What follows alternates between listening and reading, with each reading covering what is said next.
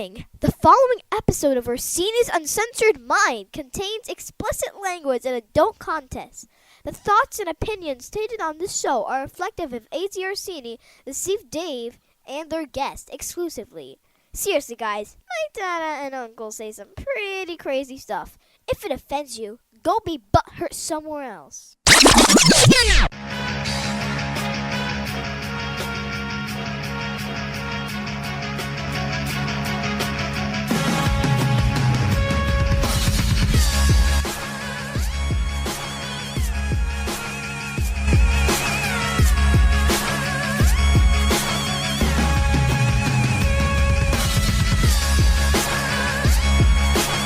Welcome to Orsini's Uncensored Minds, and now your host, A.J. Orsini with Dave.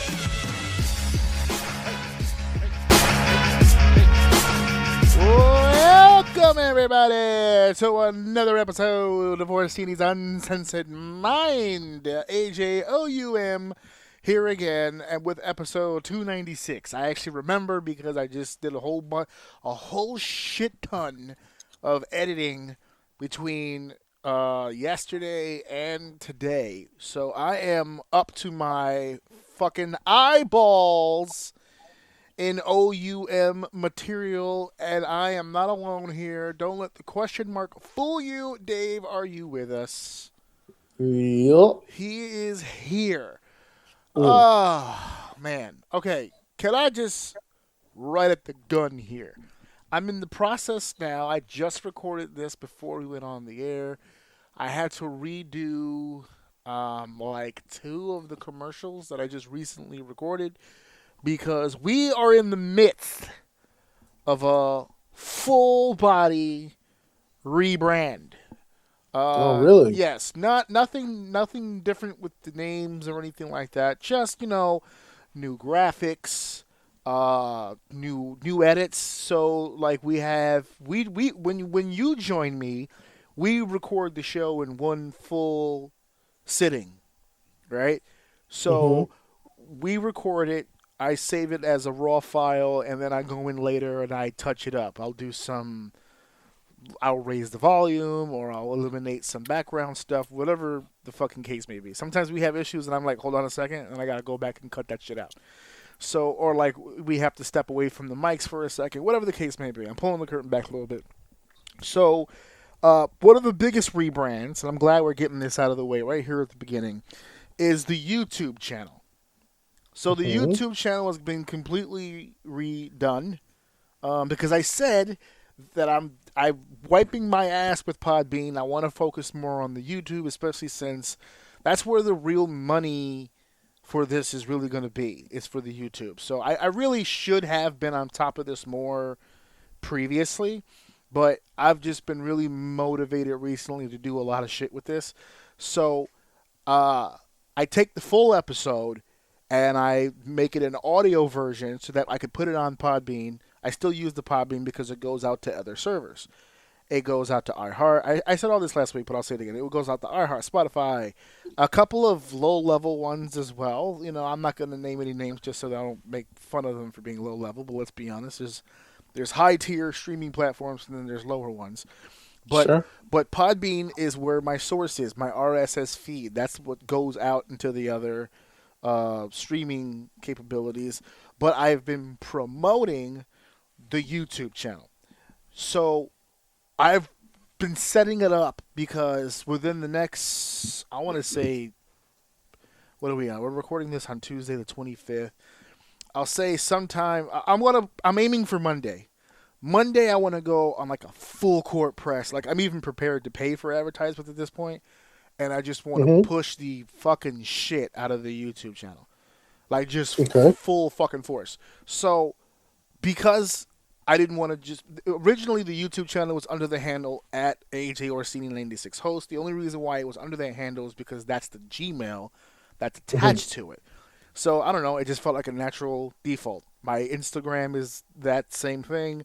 My Twitter is just 96, I think. Facebook, obviously, is AJ, and then it has the OUM stuff. So, with the YouTube, since it was just me, my name on it or whatever, because that's how it started. But that's not really what it is. So, like, the show and everything that's a part of what I do has evolved tremendously. First and foremost, I'm not the only one on the fucking podcast anymore. This is like your third year on the fucking podcast. So it's weird to just be like, yeah, it's AJ's show, and it really isn't, because you've been on practically every show for the last 3 years. That's A. Debatable. We can go back and count. Okay. That's why we have the running joke. Yeah. If I'm fucking here. Yeah, that is part of the intro. Yeah. It's kind of my shtick, dude. It's kind of, well, you know what's funny is that when we first started this, the first iteration of this show, I did do it every week. The second time since we've done it, beginning not this past January, but the January before that, you've called off some days and I've called off some days. So it hasn't really been a one-way street. I've also mixed it up where it's just like, okay, I need this day or whatever the case may be. So I'm not going to sit here and throw you under the bus because I've done the same exact shit that you've done. So we're both equally on that playing field. But that's also because I'm not allowing the podcast to dominate my life the way that I did the first time. Sure. I felt like if there was revenue to it, of course we could do that. But that's where I landed when we came back. I think the reason why I ended the podcast the first time around was just the pure burnout of it. To have to come up with new shit every fucking week for 5 years is exhausting. So we took the fucking break, and now that we've come back, I really feel like we've chosen topics and we've gotten onto discussions that we really have a fun time discussing. So the show's been a lot more fun, especially over the course of the last year. We blinked and a year went by. I feel like we just came back this January when it was last January. But that last Mania kind of really helped. Yeah. That ride was fucking crazy. So funny you bring that up. That's part of our main event. But so to get back to the YouTube channel, not only are you on the podcast, but the podcast itself is split up into 3 different directions. So I use the episode picture that I normally would post on Podbean. I use that to turn the audio into a video. So you can go to the YouTube channel and hear the whole show. Now, before on the YouTube channel, I used to throw an episode here and there, a couple throwbacks. Hey, check this out. But now we're getting daily releases. I'm chopping everything up Tuesday and Wednesday, and I have things scheduled for release. So I'm not working on it all week, but my social media and the show is being broadcasted on a daily basis. So, like, for instance, we're recording right now. It's Tuesday. Tomorrow is Wednesday. That's when the full episode airs. I'm going to post the full show on Podbean and on YouTube. Every day after that, I cut up the segments that we're talking about and release the segments individually. So if you don't want to sit through the whole 2.5 hours, that's fine. You can pick the topic that you want to hear from us directly at the YouTube. And they're all playlisted. So you don't have to, continuously keep going back or have to search. If you just want to let it rock, you can let it rock. That is the show. So it's the full episode, it's the segments, and then I've cut up the segments into reels and shorts. I have also started the new reels and shorts series called OUM Minute, which are available on all of the social media, including the YouTube channel. As it's literally a minute. It's under 60 seconds, and it's completely interactive. It's me giving a situation and posing a question to the audience, to the Squad of O, what they think, how they feel about stuff, and then we get that feedback back, and we'll talk about it here on the show. Like, for instance, one of the topics we have on the show was brought to us by a fan. I was messaged this. This is the reason why I'm bringing it up. We'll get into that in just a minute. So we also have, I already did one episode. It was more like the pilot episode. I really wanted to see how that would pan out and how that would look. Thank you to Matt DeCourt, who was the first guest on the Independent Wrestling Spotlight. Ring announcer from Connecticut, who is now, I believe, transitioning to be more of a on-air character and possibly even in the ring. I wish him the best of luck. But he was my first guest. It went really well. I just didn't have the time after to really follow up on it. But I have some appointments, some schedules being made virtually to where we're going to be doing a lot more of that. So you'll have the Independent Wrestling Spotlight on there as well. It's me sitting down with an independent talent, just going over things, and it's not your prototypical interview. It's all it's cut up into 3 different segments one from before, one in the middle, and one after. You'll get more of an idea about that when you watch the show. I want to talk about who they are as a person, how they got started, where they are today in the business. That's the format of the actual show. So they get asked a lot of crazy shit, and then we end every episode. I brought it back, the 10 rafts, the 10 random as fuck questions. These questions are literally random, not exactly pro wrestling related. I can ask something as silly as whether or not they're a fan of tube socks or ankles, or I can ask them something about the business. I can ask them about anything. It's random. You have no fucking clue where these questions are coming from, and I think it makes for a great segment. Every guest that I've ever had has had to go through that, has told me that was probably the best part of the interview for them. I have done the rafts in the past, and I have the segment, just the rafts, as its own video, also on the YouTube channel, where you can check that out if you want to get an idea of what I'm talking about. They have that there. So there's a lot going on the YouTube channel, and it's involving a lot more people and hands than myself. So I redid the handle on the YouTube channel. It is no longer at ajorsini. It is at OUM Network. Nice, easy peasy. The branding has changed. Our cool-looking OUM Network logo is now the default, and the background is still the same. I think it says Orsini something something something. But so we've changed the artwork up. Same thing with the Facebook page. We've changed the artwork up on that. We're doing the OUM Network moving forward so that I can do different projects underneath. I have not given up on the game show. I'm tweaking still, because every time I do a practice run with my wife is the ultimate nitpicker and the ultimate judge of a lot of things, and we always manage to find holes in something.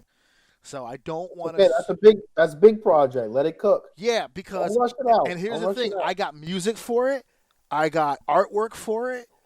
It's ready to go. I'm just trying to make sure that the game is fluid, because I also that's the most important. I want it to be fun. I want it to be accessible to non-wrestling talent. I want fans to be a part of this. I want them to answer the questions, gain the points, and we have a system that we're trying out where the points would carry over. So it's like, this may not be your only time on the show. You may come back, accrue more points, and we do an overall leaderboard thing, and we have a final episode, a finale, where we take the highest points and have them compete in our main event segment, our main event episode, where you get the chance to be the champion of that season and win a possible prize. And the prize is not, I'm not talking about like a prize to like a T-shirt or something. I'm talking about like it could possibly be something as big as tickets to an event. Yeah, giveaways. Exactly. Some legit giveaways. Yeah, Hell yeah, exactly. So I want it to be fun. I want it to be accessible to as many people as I possibly can. Obviously, there's a vetting system. I'm not going to have any fucking local yoko on my fucking thing, but it's all going to be pre-taped. It'll be edited perfectly, and we'll have a literal season. We're looking at maybe 12 episodes for the season to just introduce the people, and like you would a normal television show. You know what I'm saying? Like it's an actual like reality like game show. So we're working it out. I haven't given up on it. I spent money on the music and the artwork. We're doing this. It's just a matter of fucking doing it right. So let it cook, man. Don't so rush it's it. fair and that it's diverse, but it's not stopping me from doing the other projects. I do have to put out there for those of you who are unaware. I have to go back to school. I don't want to. They're fucking making me. The job that I have requires that I have a master's. I already have my bachelor's. Everyone who's a fan of the show knows it was a long road to get to that bachelor's. But we have a plan in place for the master's. We have a schedule in place for when I'm going to be able to do my work whilst not cutting back on the podcast stuff or my actual work or my actual family. So for the next year or so, starting in May or June, hella busy on my side, but I'm not giving up. I'm not letting go of my fun shit. I just refuse to fucking do it. I didn't let go of it when I went to school the first time, so I'm not letting go of it now. But I'm just letting people know that the schedule is going to be a little off. You have some big things going on in your world too, so we might be splitting off some days and taking some weeks off. So just giving people the general heads up. So that's what's going on. We're going through a rebrand. It's the OUM network moving forward. Super happy about this. I've pitched the idea to Dave. Dave, I think, is still brewing on it, but would love for you to pick up your thing and bring that under the network umbrella, if at all possible. We were looking at some stuff. Okay. All right. Cool. Yeah. So we definitely want to take the time to let the fans know that we're pushing for it with some stuff, and we're making some headway. So looking forward to that. So thank you for that time to come in and get all that shit off my chest. But right now, we have a show to do here and the now, and the first thing that I think anybody is asking at this moment is, what the hell is on today's show? So let's get into that. What exactly is on today's show? Come on, don't keep us waiting. What's going to happen on the show today? What is happening on the show today? We are going down a path, a rabbit hole, so to speak. If you're a fan of the show, then you remember way, way, way back when we did a whole episode on a video game documentary series that was on Netflix. And they had 6 episodes. We did all 6 episodes. We reviewed all 6 episodes on that one episode. That was a bunch of fun, but it was also very taxing, and we don't want to do that to ourselves again. So we found the new documentary series on HBO Max. Well, excuse me, just Max. Max. Called Game Changers. They have 8 episodes, all dedicated to different topics relating to video games, its origins, how did it get here, depending on the particular topic. Today, we are reviewing and talking about episodes 1 and 2. Episode 1, entitled Nintendo's Wild Ride. And the second episode about one of the biggest sports franchises in video game history. That, of course, is the Madden football game. So we're going to be talking about that, what was said on the documentary, pick our brains about some of the experiences that we had, because we are fortunate enough to be part of the generation that grew up with everything in this series. So we have some very unique experiences that we would like to share with you guys. So that's what's going to be on the show today. That's episode 1 and episode 2. I will be once again ranting over what's happening in my neck of the woods, but in a positive way. Or is it? I don't even know how to feel about this, but for once, Donald Trump said something that I like. He is on the quest to get rid of this congestion zone relief. The governor, our governor here in New York, Hochul, or as I call her, Yuck, is over here causing a fucking stir. She's pissed. She's on the rag. She can't stand the orange man from Washington. It's a war, and my $9 is at stake. We'll talk about that here today. A what if that was proposed by a fan. I can't believe it. We only did one in What If, but they enjoyed it enough to chime in. They made a suggestion that what if is, what if Stone Cold Steve Austin never turned heel at the end of WrestleMania 17? Would he have remained a babyface and burnt out? Or was the heel turn ill-fated from the beginning?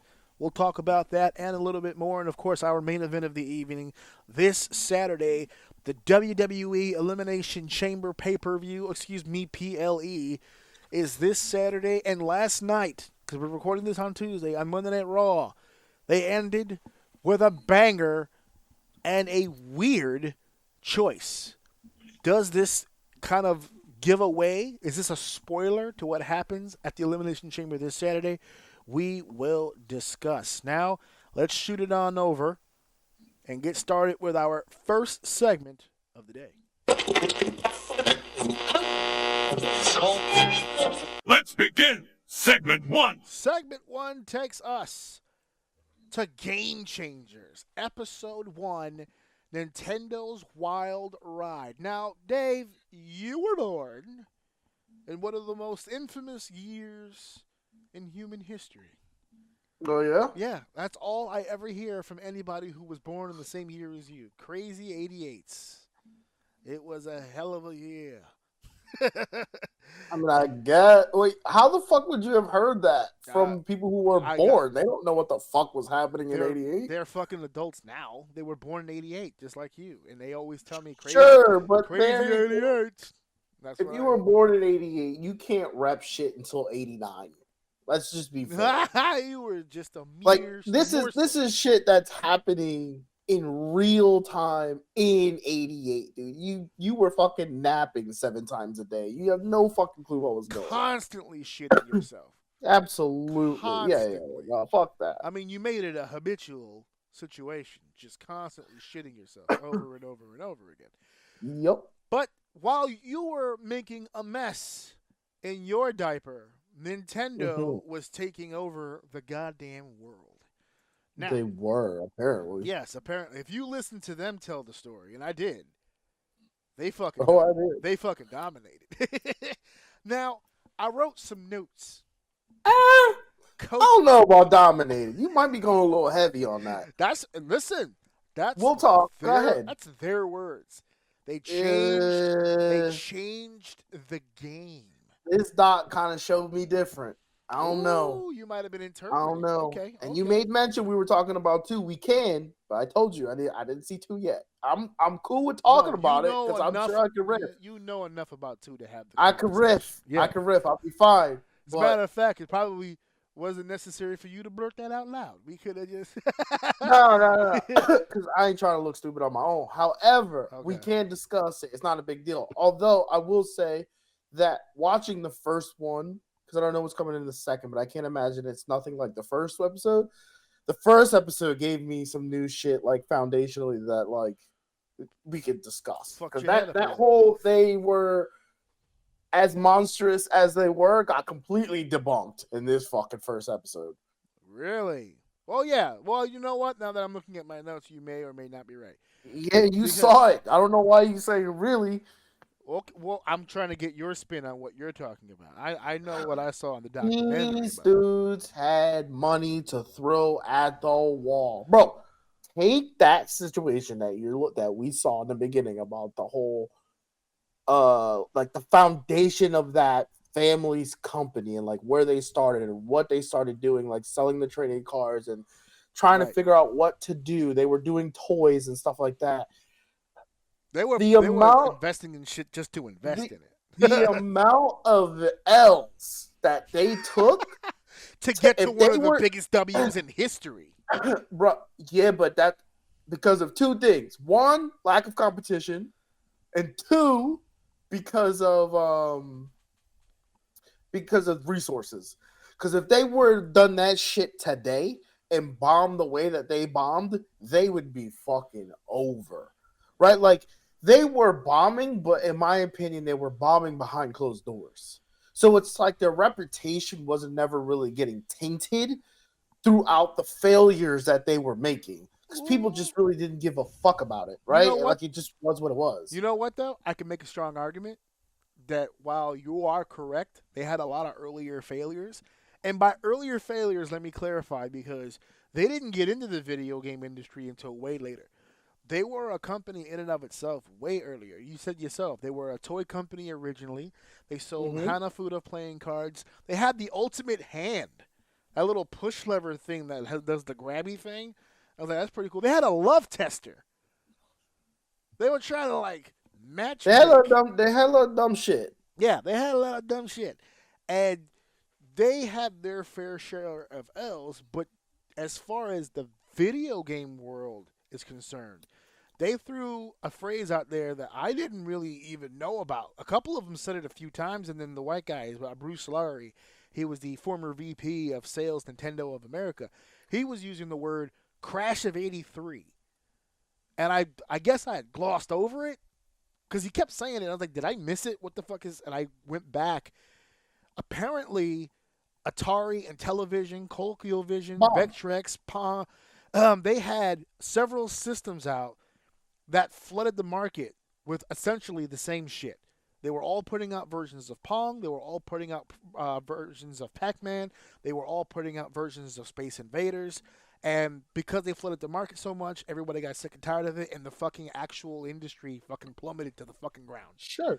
But, absolutely. But this happened before Nintendo took off. Absolutely. And that's why they catch the W. Yeah. And that's why I say the resources carried these motherfuckers through their failures. Right. Because all the while that America is bombing on doing what America does, get their fucking hands on something and drill it into the fucking ground, which is why you need patents and things like that to slow these motherfuckers roll. Because the second something gets leaked out that it's good and it's being, everyone's trying to get a cut of the fucking pie. Yep. So, and that's foreshadowing because even today, Nintendo has things that lock their company's stuff under lock and key where like people can't really get a hold of it. And this has just been an avalanche from this thing where they've failed tremendously on so many aspects, but for whatever reason. And I say that, take that with a grain of salt because obviously they're not going bankrupt. So they're doing something right, right? But like you're saying they had a hell of a head start. They had to have had the resources to fail that many times. It looks like because they didn't pinpoint it, but if I had to, it starts off with the grandfather already being the head of the company. If I can have context clues, I would say that although they bombed on their endeavors, they always had income coming in. So they took risks, but they never went all in. That's what I'm going to assume. Yeah. Because there's no way you bomb this much going all in. So they did what they did business-wise, but they also took a lot of risks. While they were bombing in this aspect across the globe, there's this phenomenon happening that stemmed from Japan. We went over this before in the last one with the arcades.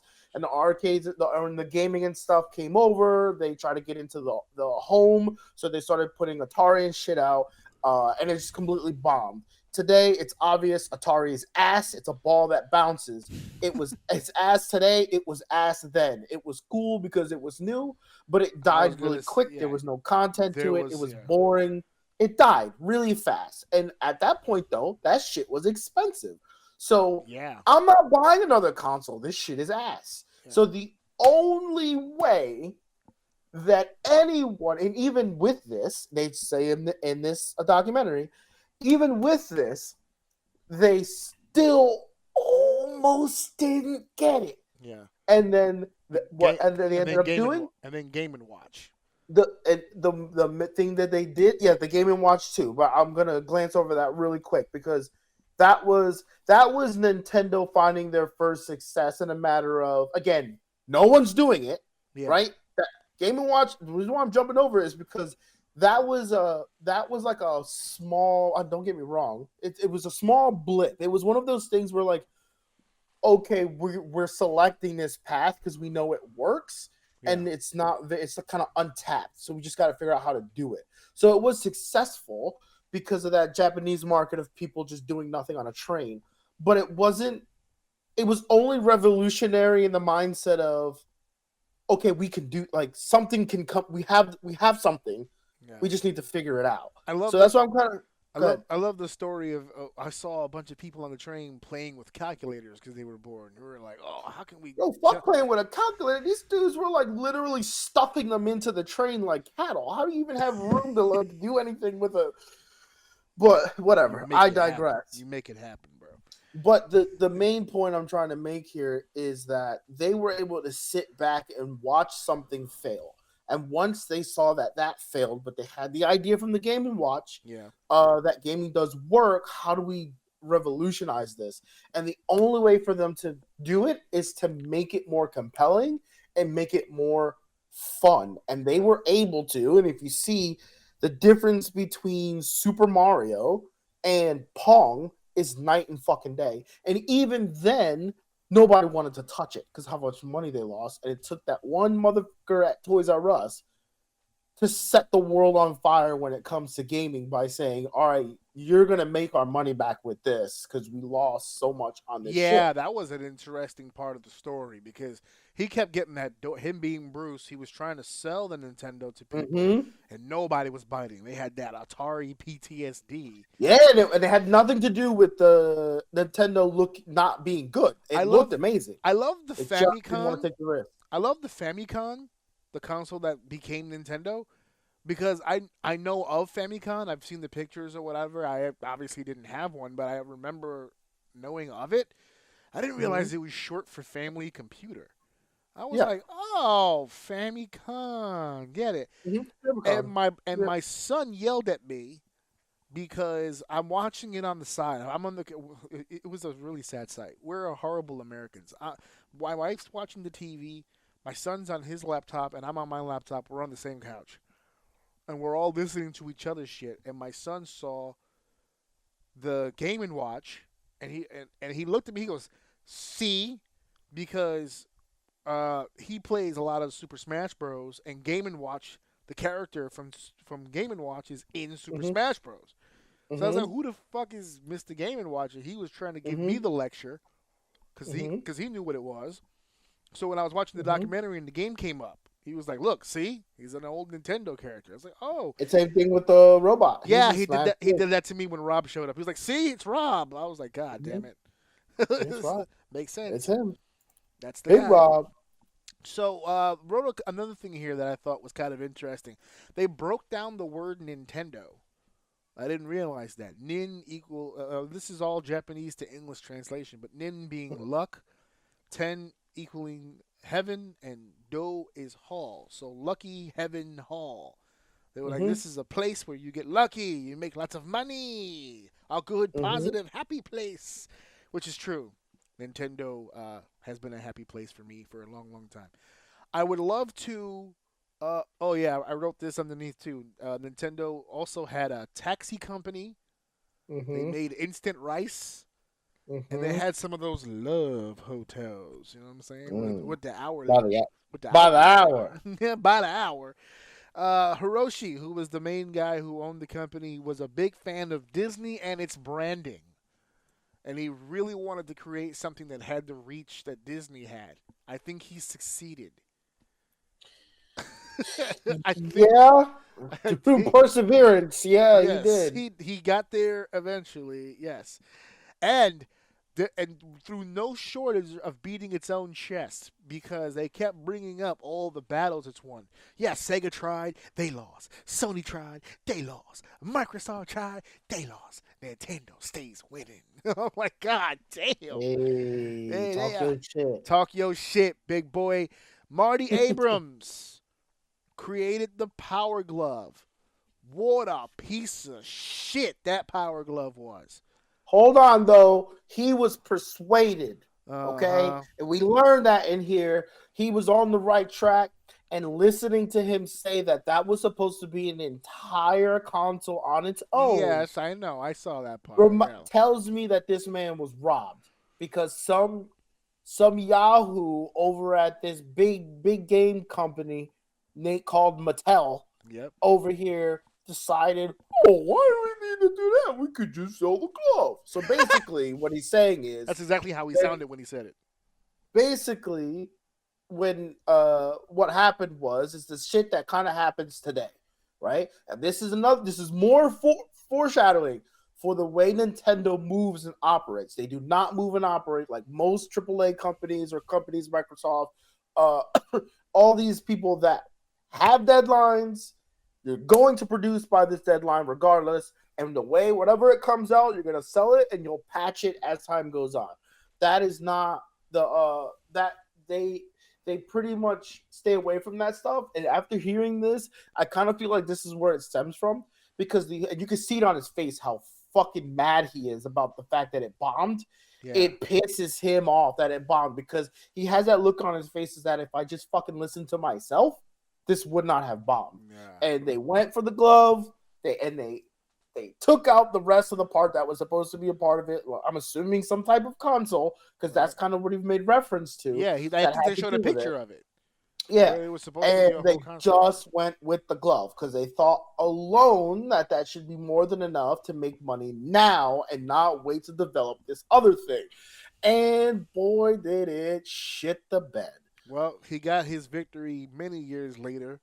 When they came crawling back on their hands and knees for that tech, because they had a little project called the Wii that they were working on. That one worked a lot better than whatever the But you know why it worked better? It was the full fucking console.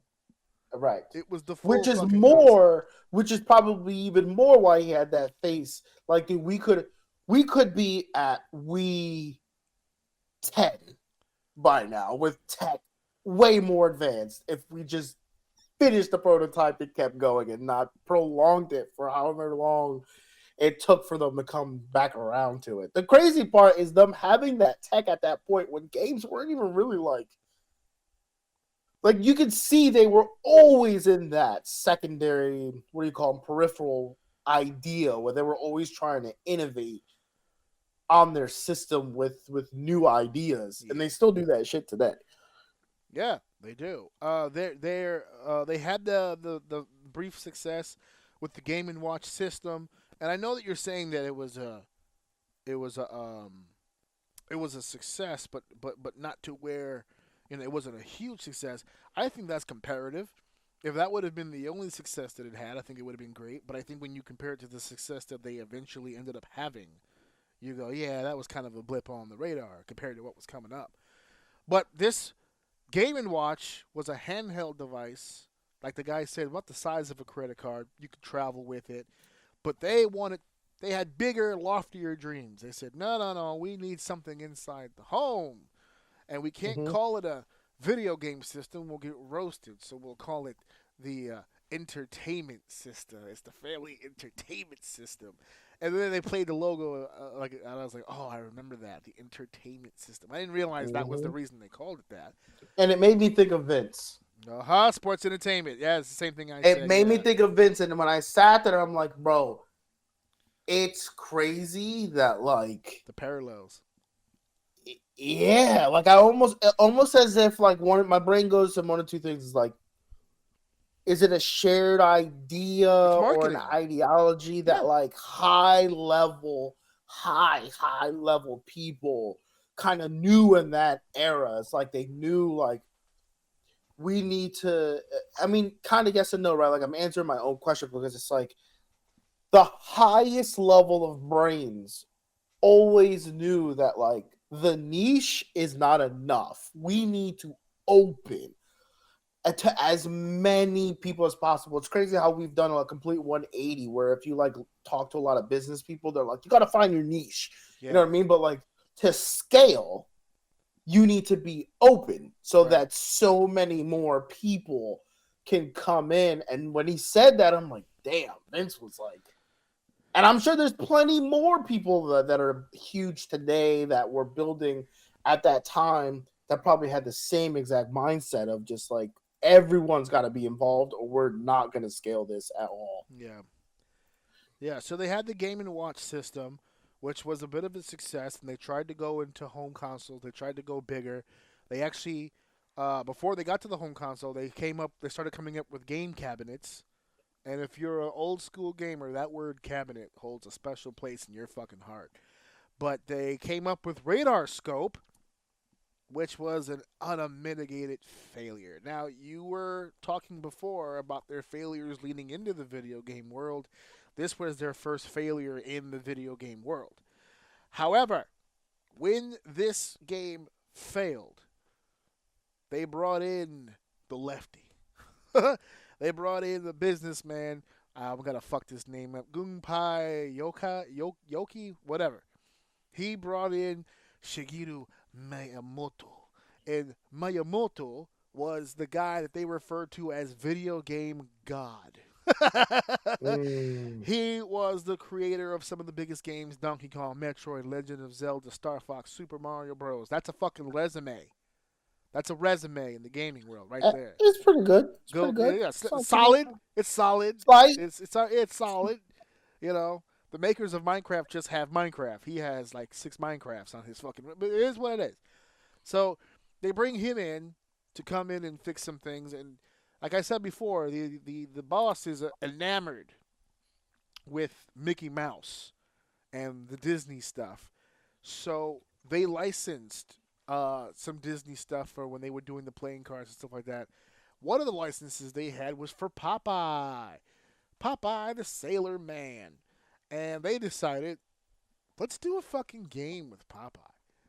So they had some people do some research, watch a few episodes. Bing, bang, boom. Long story short, we end up with a playable game involved with broken ladders and disheveled this and a big Bluto on top and a Popeye trying to get to olive oil. And they said, uh-oh, we don't have the license for this. So they made some quick changes. They turned Bluto into a giant ape. They turned olive oil into Pauline. And they turned Popeye into Mr. Video. Or Jumpman. Or as the man we know today, Mario. The true legend of Mario. And I cracked a smile when they told me that he was Mr. Video, he was Jumpman, and then they made a joke about the fact that the character looked a lot like the warehouse owner all the games were in, and his name was Mario Sagali. Bro, if I'm him, I'm like, yo, where's my cut? That's bro? the first thing I turned over to my wife and I said, said, yo, I need 2%. I need 2%. I would take 2%. I'll take 1%. But I'm not gonna tell them that though. I'll negotiate that. No. Negotiate. Yeah, we worked out. Yeah, we'll work that To out. be honest with you, I'll stop at 0.5%. But I want to start at 3. Yeah, exactly. Start at 3. Start at 3. That's a good solid start. I'll be talk me down. Is what I'm saying. Yeah. Talk me down to 0.5. Yeah, 0.5. I'll take 0.5. No, and I'm moving my ass to an island the moment I get it too. The moment that shit hit, I'm out. It's funny though because if Mario was the owner of the warehouse, where'd they get Luigi, or did they just stay in the Italian area just to make it make sense? I don't know, but if they're smart, they won't reference who the fuck that is, because then he gonna want his 5%, his 2%. No, and we ain't giving out that much money. Here's a funny thing: that they created Donkey Kong, and of course they wanted a sequel. We ended up with Donkey Kong Jr., and we ended up with Mario Brothers. This is before it was Super Mario Brothers. I learned yesterday, or the day before, I should say, I watched it at work, that Mario Brothers and Super Mario Brothers are two completely different fucking entities. And the Donkey Kong and the Donkey Kong Jr. and the original Mario Brothers game were all on Atari. And it got me curious, and we went on YouTube, and my son found it. There's an actual commercial on YouTube for the Atari version of Mario Bros. And it is haunting. It's terrifying. They made these big-ass Goombas and turtles coming out of tunnels and biting the guy playing Mario. I was horrified. Like, this is a video game commercial? This is crazy. Yeah. They're going to eat this man. And so it was they're gonna eat him, chew him up, and swat him up whole.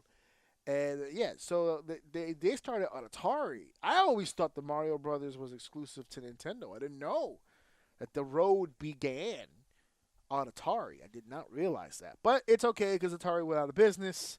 Nintendo, like you said, not much competition at that point. Nintendo just had the infrastructure. They had the business finesse. They knew what they were doing. They worked it all out. They got those cabinets filled with Nintendo games. The actual at-home console system became super popular all around the world.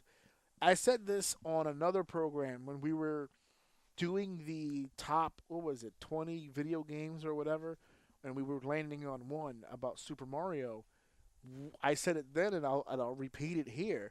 Nintendo got so big at one point that simply playing video games to people meant you were playing Nintendo.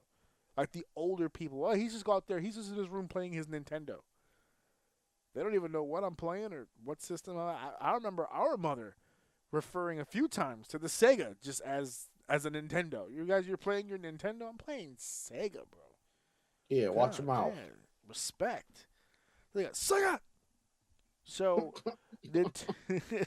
Nintendo, I didn't know this either. They took to your advice, and because the issue of the flooding of the market is what killed every game console before them and the crash of '83, they set a limit to how many Nintendo games they were going to release throughout the course of a year, and Nintendo had a 5-game limit, which means if you licensed your game to Nintendo, if you were acclaimed, LGN, whatever the case may be, any of those big gamer companies, you were only allowed to produce up to 5 games for the year.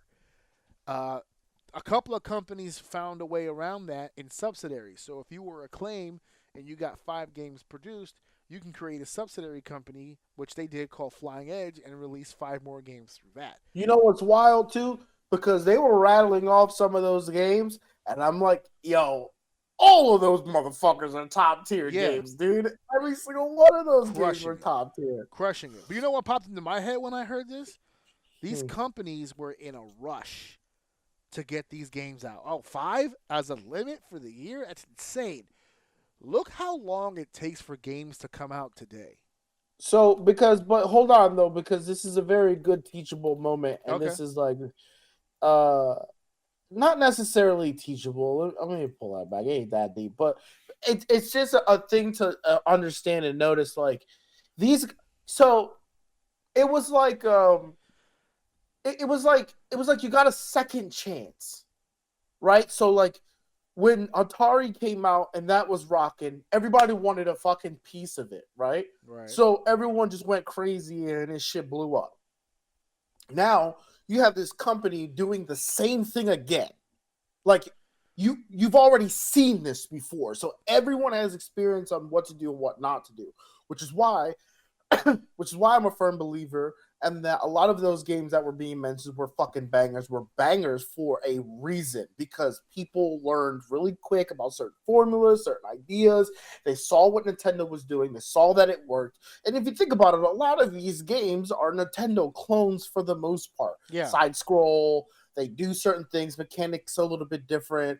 You have your unique ones like like Tecmo Bowl and Mike Tyson's Punch Out, stuff like that. But for the most part, even within those games, there's a formula. Right. They motherfucking figured it out. They knew what it was. And if it wasn't for the gods of Nintendo, the same thing would have happened. It would have collapsed again. But because they set that fucking limit, and only a few people found the loophole, it forced people to not focus on quantity and focus on quality. So you got better games to make it so that more people would want to buy it because of word of mouth. And I think because of that era, at least I have a biased memory, but like, that era had some of the best fucking video games. And the mindset of video games were different too. I don't think they would have done well today if those games were released, even if graphics weren't an issue, just because of the mindset of gaming today is different. Yeah. Before, it's all about fun. There's no competitive. You just turn it on. If it's challenging, it's fun. But like, and I don't know. I just think it was like the perfect time for the perfect reset, but the perfect rules, and that's how you got all these fucking sick-ass games that did nothing but bolster Nintendo because they were at the helm of all of that. Like, it wasn't until, and I'm sure once we get deeper into episode 2 and 3, it wasn't until Sega came along and started, like, we on your ass. Like, fuck making a game for you. We are trying to be you. We want people to make games for us. And they definitely put up a fight, for sure. Absolutely. And so, so Nintendo, if you listen to them tell the story, Nintendo is the greatest thing since sliced bread. They were always innovating. They brought up the Switch at the end. They're like, we innovated the home console. We innovated the handheld device. They even had people come on there. They were like, they admitted it. They were like, well, the Game Boy was dope, but Game Gear was the shit, right? Because it was a color screen, and you were able to play these 64-bit games on a handheld. And then somebody said, yeah, but, it was a battery killer. Like, it chewed through all my batteries. That's what makes the Game Boy. Game Boy was much more reliable. And I was like, damn, I do remember Game Gear fucking some shit up back in the day. I do recall that. But, yeah, this whole doc just felt very pro Nintendo. They would bring up instances where maybe it wasn't in such a good light, but then they discussed it in such a class way where it's just like, oh, good for them. Good way to go, Nintendo. Rags to riches story. I'll tell you what, though, the one thing I have pulled from watching this so far is like they truly didn't accrue all of the risk. Like, a lot of the stuff that they did was in-house. The people like the designer and the guy who was designs like the toys and stuff like that. Like these are kind of like the guy with the power glove that designed that stuff. Like these are people who are like kind of outside the family but trusted. So they were like brought in, and like they were saying towards the end of the first episode, the motherfuckers at the helms today are still the same motherfuckers from back then. Yeah, I know. Family, like this they called it a family business. Remember, this is like a very fucking tight knit group of a bunch of people with the same ideologies that they had back in the day that they have today. This shit is crazy. But it's a working formula, and they're all wealthy because of it. Yep, and as Microsoft, as Sony's stock goes up and down and up and down, and you always see in the news, you know, F this company, their money gouging, loot boxes, pay to win mechanics, yada, yada, yada, yada, yada, yada, right? Where have you seen that for Nintendo? Even to the point where game cons, Nintendo's completely fucking pulled out. They don't do those things anymore. They have their own con. It literally was like, why are we here with these peasants? We can do this ourselves. We don't need these guys. They literally just back the fuck off. They don't do anything with these game comms anymore. And these idiots go back and forth, literally just obviously trying to steal all your money from you. Yet, one of the complaints I would always hear about Nintendo is like, you know, they're just really expensive. You know what I mean? Like, you can never catch any of their games on a sale or anything like that. It doesn't matter if this was fucking the original Zelda. If they're selling it on their fucking website, it's at full price. You know what I mean? Like, you'll never get a discount on it. But you also don't get destroyed when you buy the game. You own the game. You have it. I mean, they're one of the very few that still, like, has hard copy. Switches still have the little microchips. Yes. You have the option to do both. You can download your games. You can even buy more storage so that you can have more downloaded games, or you can physically go and get the cartridge. My son has both. He has downloaded games, and he has a case for his cartridges, which is crazy that my son still lives in an era where he can pull out and use the cartridges, which is crazy. Yep. And that's the Nintendo is something different, man. When you really sit back and pull yourself out of like today and just kind of really look at it objectively, Nintendo has been by far the most consistent like gaming company. Like they're not doing ultra realistic shit all the time. They stay within their cartoony development and the way they structure their games. But to that point, one of the longest reigning MMOs of all time are World of Warcraft, and they have a cartoony thing, right? And I've even heard developers go like, we prefer cartoony graphics rather than realistic ones because they're more timeless than doing like realistic graphics. We're the first of the generation, but like every generation after us has been raised on that animation. Yep. They're accustomed to it at this point. Mm-hmm. To the point where realism, if you think about it, the more realistic you make a game, the more bad quality it looks to certain gamers. They're like, oh my God, the graphics are shit. Yep. And even if they look good today, they're shit tomorrow, right? Like, look at the OG. I would argue Final Fantasy X was still kind of cartoony, but not really. It was more realistic than it was. Yeah. It wasn't real people, but it was trying to resemble that. And then like the Tomb Raiders and the stuff like that. In its time, like when you go to GameStop and you see the game coming out on display and you see the demo playing and shit, you're like, whoa, that shit looks like a real person. And you look at it today, it's like, yo, that is See, like even I called it cartoony graphics, but in the time it wasn't. Yeah. It was like it was advanced. Reality. Yeah, it was like, holy shit, that's a real person. Yeah. And now it's like, no.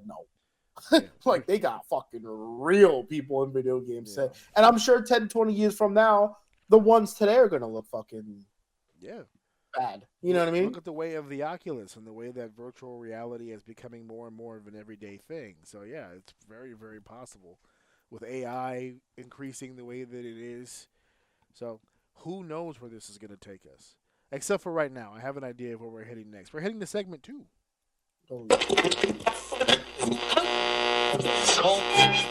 Next up, segment 2. Segment 2, we're still in Game Changers, but now we take it off to Episode 2.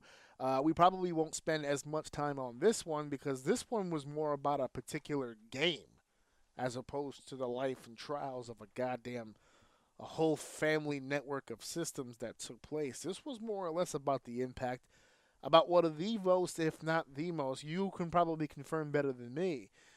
Is this or is this not one of the most successful sports franchises in video game history? Because I think people will say FIFA's up there. 2K's up there for the NBA, but I mean Madden football is an establishment. Madden football is Fucking asshole. My up thing there. is muted, so I'm over here talking to you and not saying nothing. I would argue that. So who was the asshole here? Was that you? Yeah, no, I'm the asshole. It is me. I have revealed myself. Yes, I am the one true asshole here. There can only be one. Yeah. But I would definitely say Madden's the most revolutionary. The one that I would say that might like kind of surpass it as far as greatest sports game, FIFA would probably be up there. I probably could beat it like numbers wise. I would have to look at it. That's the only thing, like numbers wise. Like I don't think FIFA is successful tremendously here in the States, but around the world, FIFA is fucking. FIFA is huge in the States, dude. I didn't realize. I did not know that until probably like my mid 20s, and I don't know what it was. I don't know which. Long time ago, by the way. Maybe it was like fucking. I don't know, one of the times where like the FIFA games were really first of all the sports games followed the formula of Madden, like just kind of way that it looked, white cover, sports name, famous person on the cover, NFL or I'm sorry, Madden across the front. Like if you go back and look at a lot of the cases and stuff like that, the formula's kind of like the same, the mechanics, the coding, the way that it worked. It was all built off the back of what Madden had done to really revolutionize that. But as far as numbers go, I don't know. I would have to look at it. I wouldn't be shocked if FIFA was probably like up there. They told the story here of how the Madden franchise came to be. And I know you didn't get a chance to see the episode yet. And I even if when we go over it right now, I still suggest you watch it because it's a. I'm gonna watch every single one of these. It's a hilarious interpretation because there's a gentleman by the name of Trip Hawkins, and he is a gangster. He is a true gangster. He don't give a fuck about your money, your family, your fucking situation. Fugazi, fuck you. He doesn't care. Trip Hawkins, listen to me when I tell you this. Trip Hawkins fucking loves football. He loves football. No. He loves football. This motherfucker, first of all, he loves sports. But he really loves fucking football. Like, he really fucking loves it. So there was a game way back when. I think you've seen it, but I doubt that you've played it. Stratomatic football. That was the thing where you put the little football players on the thing and there's like cards and statistics and things like that. And you go here, this happens here, you pull a card up, oh, it's a first down. Like it's like a playing card game where you play football. Okay. And this is how people played at the time. And Trip was like, whack. Watch this. I'm going to make this better. So he made his own version of the game. It kept the foundation of how it's played. He just changed some things around, and it became a little bit more interesting for him and his friends. But that's the path he was down. I want to be able to play a version of football that is just fucking entertaining. It's great. It's ever changing. I just want to live in this world where this shit exists. So he was already 1 foot into the video game world as it was. So he was just like, all right, so what do we do? And consoles aren't really big yet. You know, it's really about the PC games. So one of the first things that he was involved in was a game called Dr. J and Larry Bird. It was a floppy disk. And it was a one-on-one game. You're either Larry Bird or you're Dr. J. and you could play the game, and you dribble, you shoot.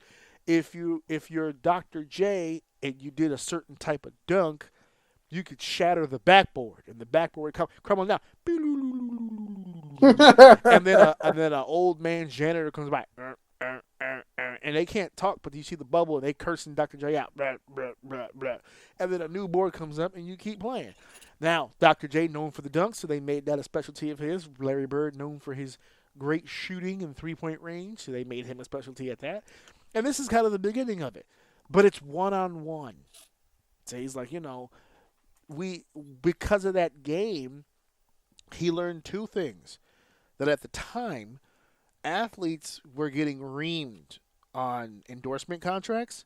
Mm-hmm. And so the fact that they made Larry and Dr. J into the video game, but then kept them kind of in the loop, they had a really good working relationship. The athletes felt really good about working with the video game people. He built a nice little rapport there between these stars.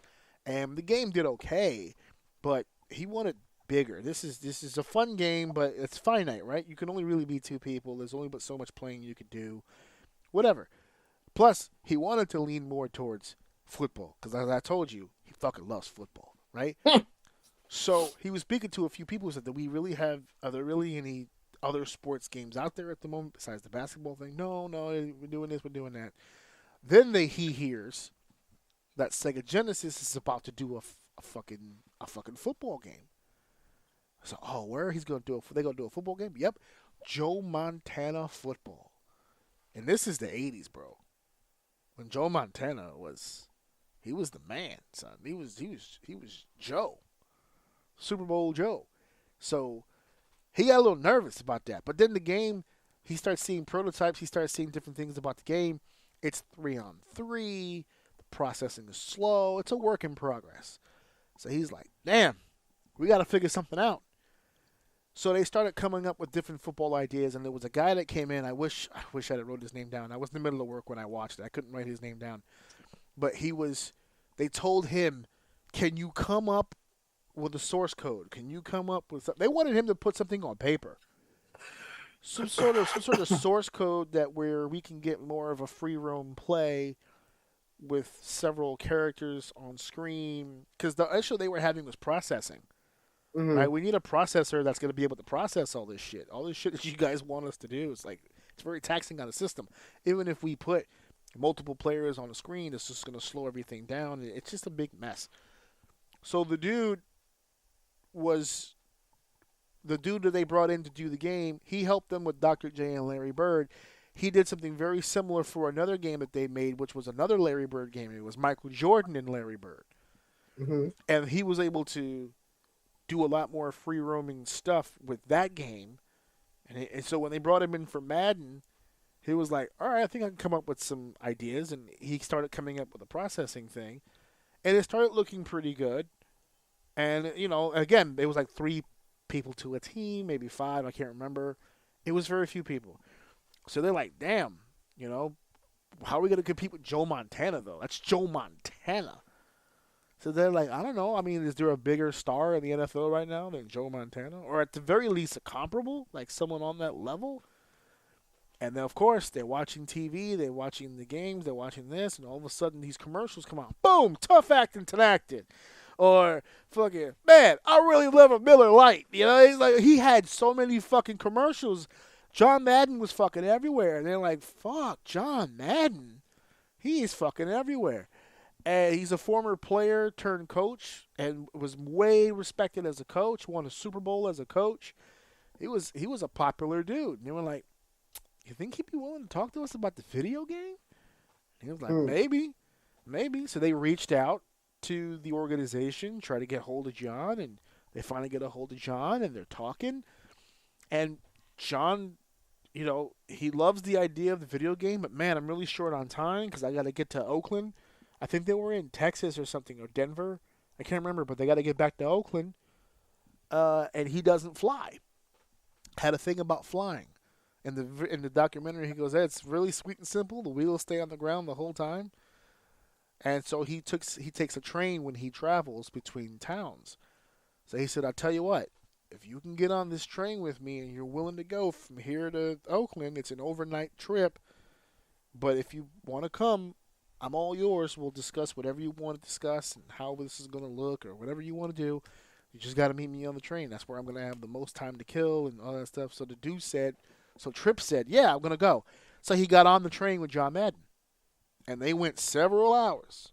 And he wrote a bunch of shit down. And John had demands. First and foremost, I'm looking at your prototype. I'm looking at your stuff here. I don't see any linemen. I'm a lineman. There's no representation here. Where are my linemen? They said, well, we can only add a certain amount of people because of the processing, blah, blah. He goes, well, here's the thing. If you want to put my name on a football game, it's got to look like football. I need 11 on 11. It has to be none of this generic bullshit. I need the NFL teams on here with the NFL names. Okay? Or it just has to look a certain way. It's got to look like football. If you want me to put my name on this, it has to look like football. And so they wrote a bunch of shit out, how they were going to figure it out. And they were like, all right, well, try to make it work. And they brought it to that other fucking dude. And he was like, you want me to do what? It's like, yeah, this motherfucker says 11 on 11 and blah, blah. He's like, oh, my God. How the fuck are we supposed to? I don't know. Now, you brought up a good point when you said that Tecmo Bowl had already existed at that point. Tecmo Bowl also had 11. The problem is that it was all algorithm-based, that game. That's what they said in the documentary, that it was algorithm-based, right?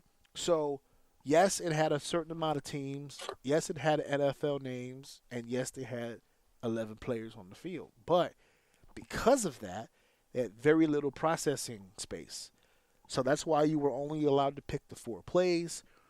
And when you were on defense, you only really had 4 defenses to choose from. The key was guessing which one was the correct one. You remember how to play that game. Mm-hmm. So, again, like you said before, it's very control patterny.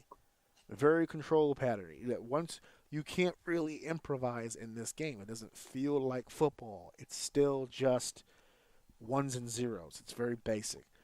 So this guy busted his ass for a minute to try to figure out how this was going to work. And Lord and fucking behold, he gets 11 players on the field, and he even invented something new where it's a POV setting, meaning it's not a 2D field where the whole screen is just green with some lines on it.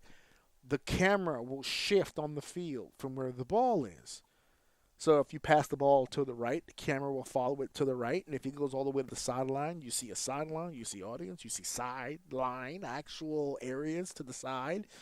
If you throw deep, the camera will pan up a little bit so it will travel with the ball and hit the receiver. This was innovative shit. This dude was just like, yo, he's cooking right now. He's like, oh my God. I ain't gonna lie, bro. I'm fucking all one. I'm fucking this up, boys. I'm telling you. Meanwhile, Tripp is in the back just making fucking moves, right? He's like, okay, my boy is cooking right now. He's doing what he's doing. I need to sell. I need to get this distributed to the people so we can fucking make some money, right? Mm-hmm. So they get the whole thing figured out, but they don't really have a lot of distribution options. So the king at that point was the PC game. So like I said before, the foundation of everything they've been using so far has all been from floppies, from the other games. So they just figured natural fit. We'll go to the floppy, right? We'll call it something football. It didn't have John's name on it, and they sold it to they got it distributed through PC, and it didn't do very well. So they were like, fuck. We spent a lot of time on this. Didn't sell very well. What's the issue? What's the problem? And Joe Montana's Football was finally made for the Sega Genesis as a console release. And it did okay, but it didn't have the features that the Madden game had. It was like a very rudimentary, just not a good game. And it failed. And they lost a lot of money from it. But in the wings was this... Oh, wait, I misspoke. I'm confusing that with another scenario. No, Joe's Football, if I'm not mistaken, it never actually released. They couldn't get it done in time because they wanted it to be put together for a Christmas release. and they couldn't get it done in time. So Sega, I think it was like November or October or something, that leading into Christmas, they jumped off the Joe Montana bandwagon because Tripp told them, because Tripp walked in there and said, they're promising you a football video game by Christmas. They can't deliver. They don't have one. They have Joe Montana's name on something, but they don't have a game. I got a game right now. And we put it on the PC, but it didn't hold the capacity. He gave some excuses. It was it limited us. Your system frees us. Your system with the 64 bits, we're able to do more. We're able to make bigger moves. It can work on the console. So they were like, well, can you get it to it by Christmas? Yeah, sure, why not? They didn't. But they got it released in January, which is close, I guess, close-ish.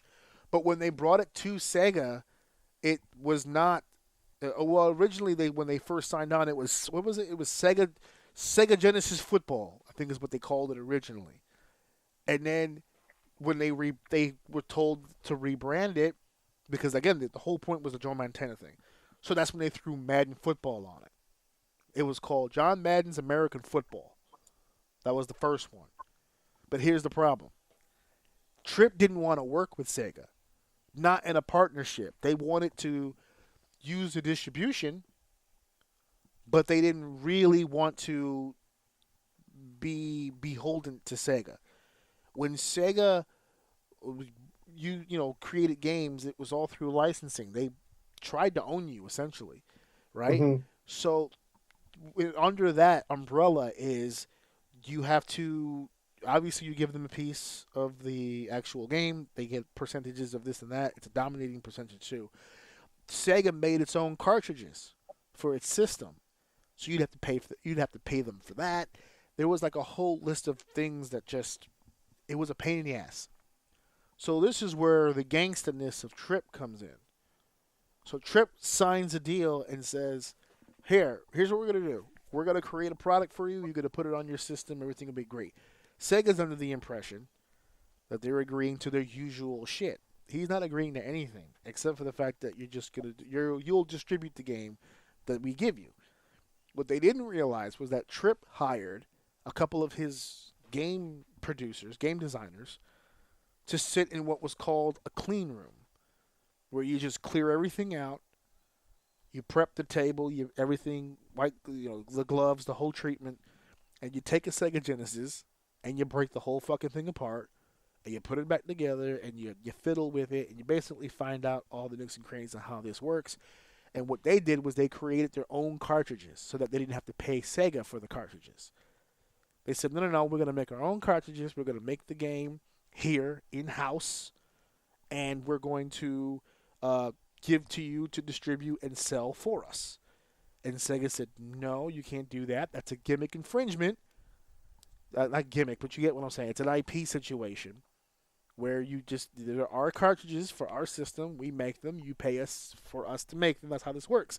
And Tripp said, no, because at the time that this was happening, Sega wasn't a thing yet. I don't even know if Sonic was out yet. Like, they existed, but they weren't huge yet. So Tripp was like, you have a platform, I have the game. My game is going to help bring people to your console. You do not have the leverage to tell me that I'm just going to be owned by you. So he said, look, I got my game. I put my game people on it. They figured your shit out. We've already made the cartridges. We've already made the game. And in 3 months' time, we're going to sell them. That's it.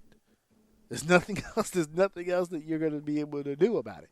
So the people from Sega got pissed. And they began the process of starting a lawsuit with them. But guess what? Sega tried to sue Tripp, and Tripp basically told them, you can sue me if you want, but you can't stop what's happening here because we already know how to crack your code. We know how to make your cartridges. We know how to put the whole thing together. You can sue us and put us out of business. That's fine.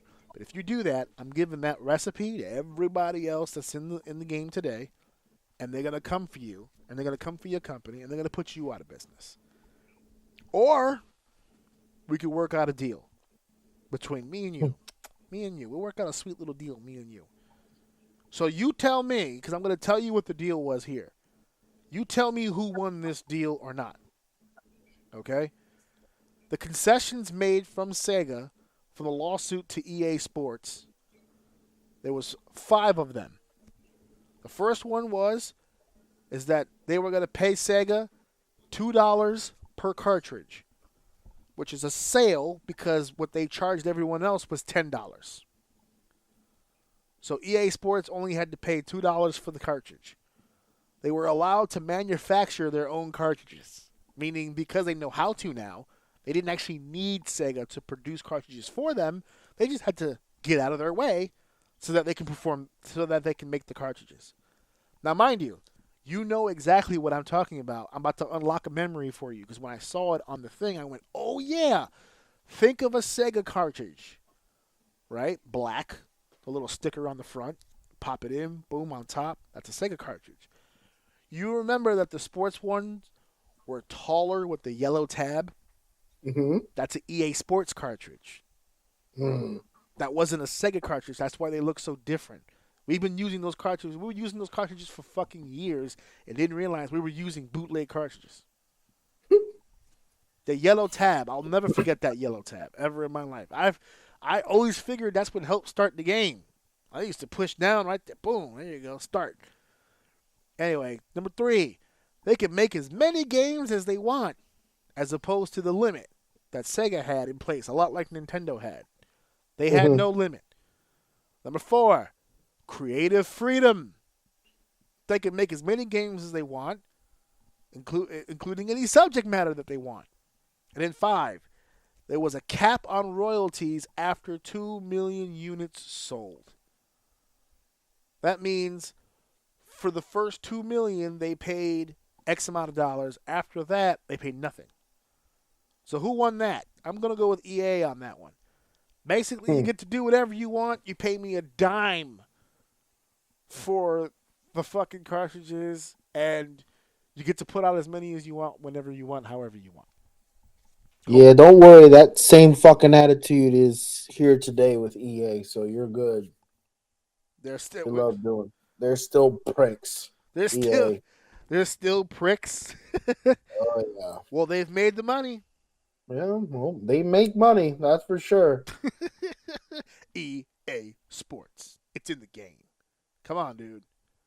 That sound effect used to make you a blood rush. Yeah, back when games were good. Oh, here we go. Back in my day. Yeah. I mean, listen.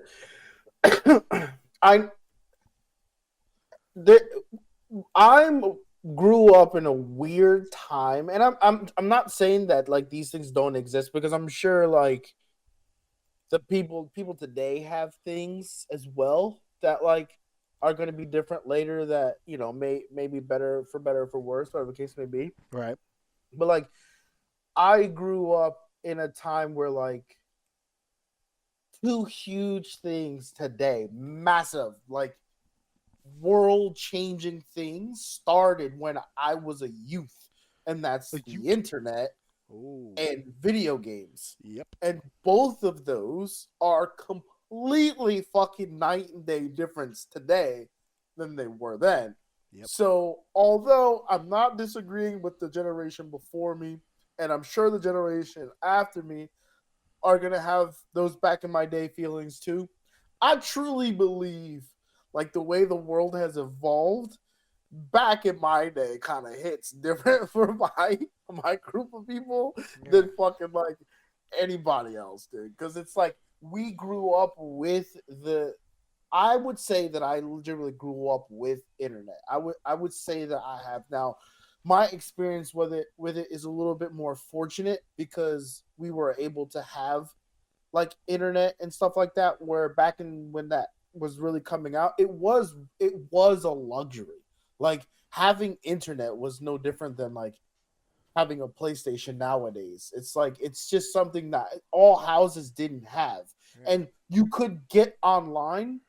Let me rephrase that, because you can't get online with a phone connection, which a lot of people had in their home.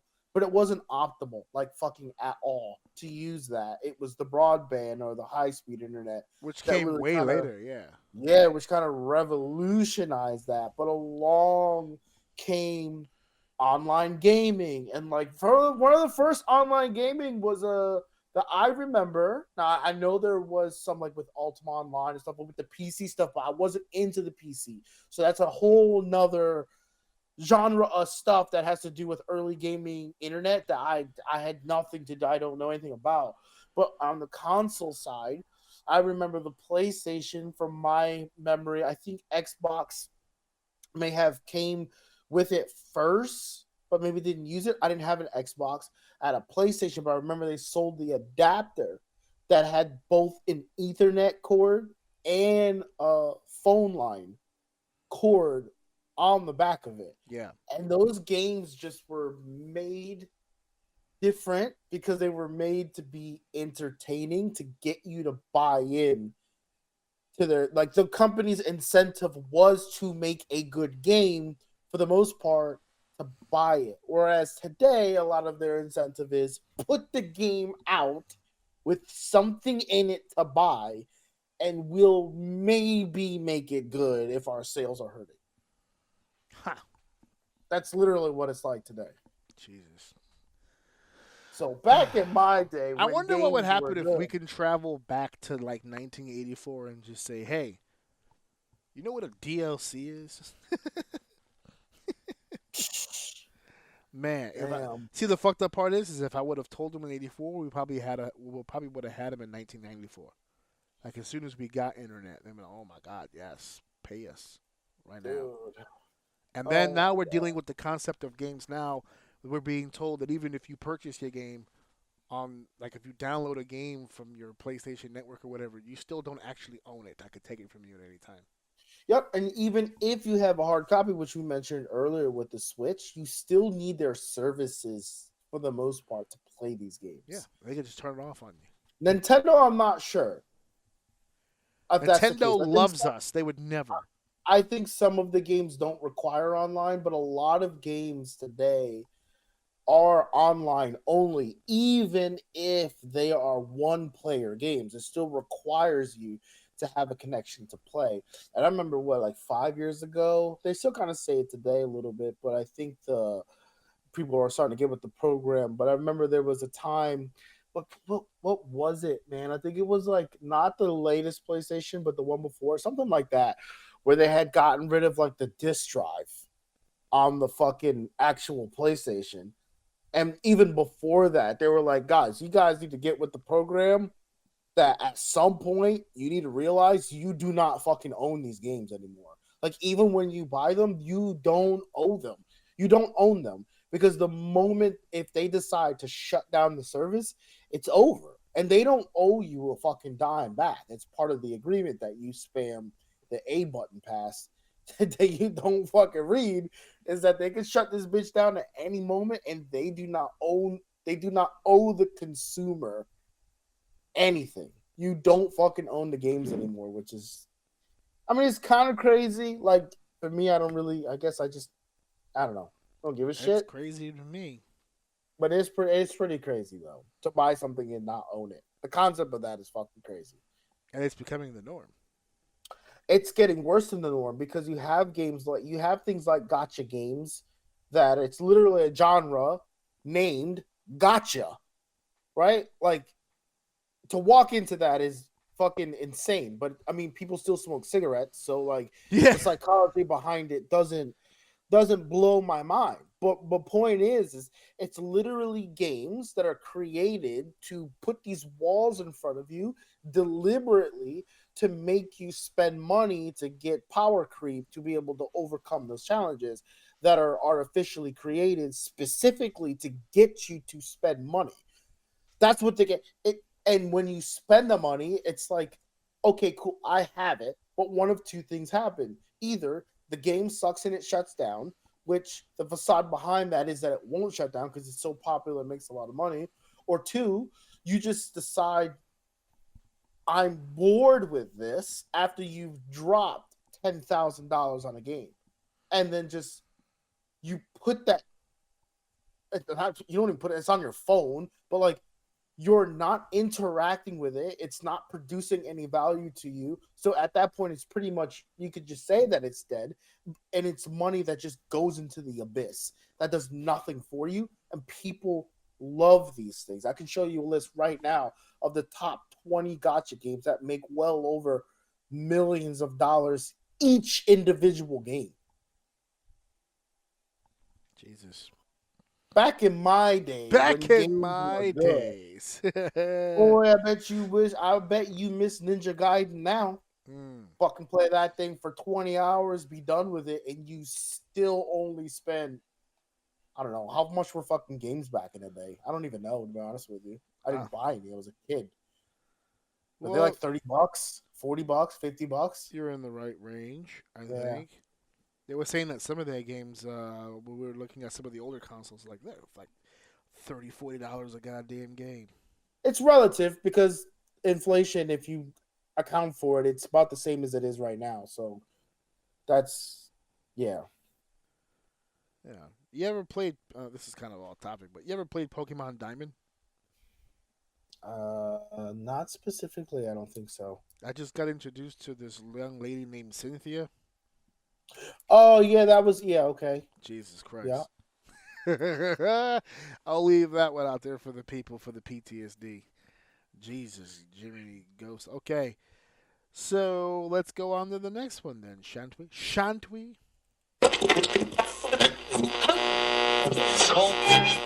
It's time for segment 3. I call her Governor Hyuk. We're not gonna fucking spend a lot of time on this, and it's not fucking necessary. I just wanted to talk some shit and put it on the fucking YouTube channel for people to listen to, because I feel like getting it off my fucking chest. If you don't like it, listen to another goddamn video. But I'm sick of this shit. Sick of it. And I'm not poor. And I'm not poor. I'm not poor. I'm poor. I have $9. I'm poor as fuck. I'm poor as fuck. I have the $9. It's the goddamn principle of the goddamn matter. No, when they first started doing this congestion relief zone bullshit, congestion zone relief, whatever the fuck, right? It didn't make sense just in the plan, the execution of it. It doesn't make sense to me. How do you expect something to work as a plan, right, when you're executing it in a way that does not seem to fit the problem you're trying to solve? So, just a quick recap of what we talked about last time I brought this up, which was the implementation of the NYC Congestion Relief Zone deal. This is cameras on bridges, cameras on the 60th Street line, and if you go through the toll area, you get charged the $9 for the actual passing. So to go uptown from Manhattan, it costs you $9. To come off of the bridge and highways to get onto the street, it costs you $9. We were told that street access off the bridges is what gave you the toll. To avoid the toll, you just need to take the one bridge, which is the Brooklyn Bridge, that has a direct line to the FDR Drive, which is a highway. You could avoid it that way. Not true. And we did that, and we still got charged the $9, which means it was either on the exit ramp of the bridge or the exit that we got off. It's one or the other. I can't tell because I wasn't looking for it. I just know that we were charged for it. So here's the thing. The idea of it being there is up for debate because they've never said the word that would make it a problem solver. The problem being New York City has a lot of traffic. So they said, we want to eliminate some of the traffic. So what we're going to do is we're going to put toll booths here, here, here, and here, and that's going to stop the traffic. How? They never really explained. Because if you really wanted to explain it, you would use a very, very important word. But they didn't use the word because the word doesn't fit what they're trying to do.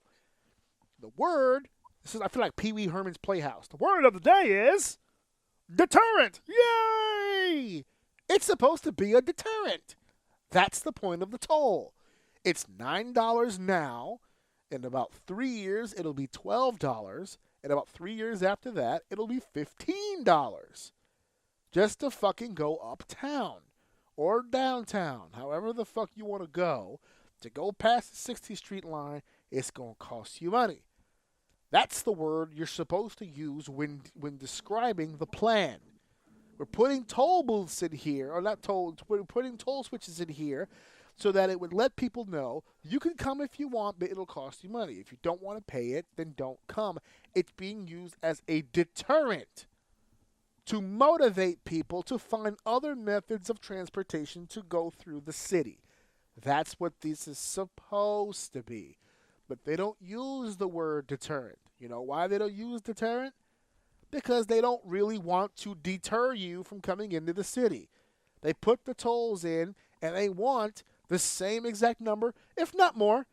We could use some more. Call some more of your friends and family to come through the tolls. They want as many people through the tolls as possible. Because there's another word that they used instead of deterrent. Instead of deterrent, they used another word 3 goddamn times. And that word is, ready? Funding! Yay! That's what this is really supposed to be. Funding. They project a $15 billion increase in revenue for the MTA just with the tolls alone. $15 billion. Why do they need $15 billion? Because they started a 2nd Avenue line. For those of you who don't know anything about New York subways, we have color-coded in letters and numbers. And most of those lines run through different avenues throughout the city. It's how we're able, the city itself is gridded, and that's how it stays gridded through travel.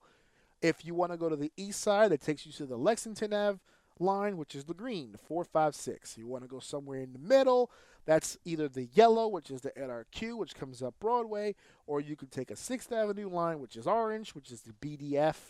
You can take a little bit, if you're heading more toward the west side, it's the red and the blue. The 7th Avenue line, which is the 123, and you have the blue line, which is the A and the C. Now, there are other letters in between, and there's a little bit more complicated than that, but that's the basic idea. Now, the farthest east you can go is the green line, which I just told you was the Lexington Ave line, which is next to 3rd Ave. And on that east side, there's no other trains. 3rd, 2nd, 1st, York Ave, there's no other trains over there. That's several blocks, no trains. So they decided to cut down on traffic because to try to take a green train in the middle of the day, you better be strapped or wearing boxing gloves because you're going to get fucked up or you're going to have to do some fucking up to get to where you need to be. These trains are like herding cattle, like you said in Japan, right? So they decided, we're going to start construction on a 2nd Avenue line. This will decrease the traffic on the green line. The problem is they're digging a hole underground in New York City. Back when they first created the subway, when there really wasn't much shit on top of it, it was a much easier and concise process. You can blow shit up, you can dig, you can do whatever the fuck you need to do. Now, it's a far more sensitive thing to do. There's fiber wire cabling, there's piping, there's fucking tall-ass buildings, there's skyscrapers above the goddamn floor now. It's a little bit more of a sensitive deal. So they've spent money after money after money, and it's not complete. The train systems run like shit. When they first introduced the fucking congestion relief, they had a lady on the train station who was just recently set on fucking fire. Now, between the institution of that rule and now, has the trains gotten better? Abso-fucking-lutely not. They have gotten worse because there are people who have decided, fuck the $9, I'll just take the train. But there are people out there that are like, see, that means the congestion has eased up. It hasn't. There's still traffic in the city. It hasn't changed a fucking thing. And the plan was never really to change a fucking thing. They want people down there to pay the fucking money so that they can get their $15 billion. Right now, as we speak, rich, white, entitled motherfuckers are downtown protesting because they want the congestion relief to stay. And their chant is, no more traffic. No more traffic. I said it on the show. I said it on social media. I will repeat and I'll add to it. They don't want us here anymore. For those of you who are questioning who they are, there's your picture. Go to YouTube, check it out. The marching, the protesting was on the news, and it's on the news station YouTube channels. Just search it up, NYC Congestion Protests, however you want to look it up. They're on the YouTube, chanting away. They don't give a fuck about me. They don't give a fuck about you. They don't give a fuck about anybody but themselves. They bought their way into a city that they were not born into, that they were not raised into, that is not their fucking culture, that is not their fucking place. They bought into it, and now that they're in, they want you out. You're inconveniencing them. You're irritating them, so they want you to go. That traffic has been there since before their grandmother was born. They don't care. They want you out. That's why I wanted to talk about it on the show. The congestion toll was supposed to be a deterrent if you're really trying to eliminate traffic. They never wanted to eliminate traffic. If anything, more traffic is better because that means more people using the toll. That means more money coming into the MTA for them to, what I can only assume, is to set on fire because they don't do shit else with it. I have been to many major metropolitan cities in this country. I have been to Orlando. I have been to Dallas. I have been to Atlanta. I have been to Philadelphia. I have been to Boston. They all have far superior train lines and systems than we do. And we're the one with quite possibly one of the oldest. You'd think we'd have our shit more together, but a lot like the rest of this fucking city, no, it isn't. And instead of fixing the problems that we have, they would rather just rule out the people that are in it. There is I don't know if you guys probably didn't hear about this over there, but here in New York, over by where we used to live in Flatbush area. And there's a McDonald's down there on Flatbush and Nostrand, over by the junction that we used to call it. There is a McDonald's over there that's near a school. I'm unsure if it's middle school or high school or just high school. I'm not sure. They have finally made a rule that states if you're under the age of 20, you cannot go into that McDonald's without a parent or a guardian. And if you're close to the age of 20, they are requiring ID just to make sure that you are eligible to come into the McDonald's on your own. This is a McDonald's banning young people from eating inside their establishment. The reason for that is because these kids don't know how to fucking act. They're breaking shit. They're attacking people. There's a security guard on premise that got jumped by a bunch of kids recently. They set off firecrackers in the facility and then they run. They don't know how to fucking act. So now there's a really big security guard at the door and a cruiser with 2 to 3 police officers right outside waiting for one of these little motherfuckers to act stupid.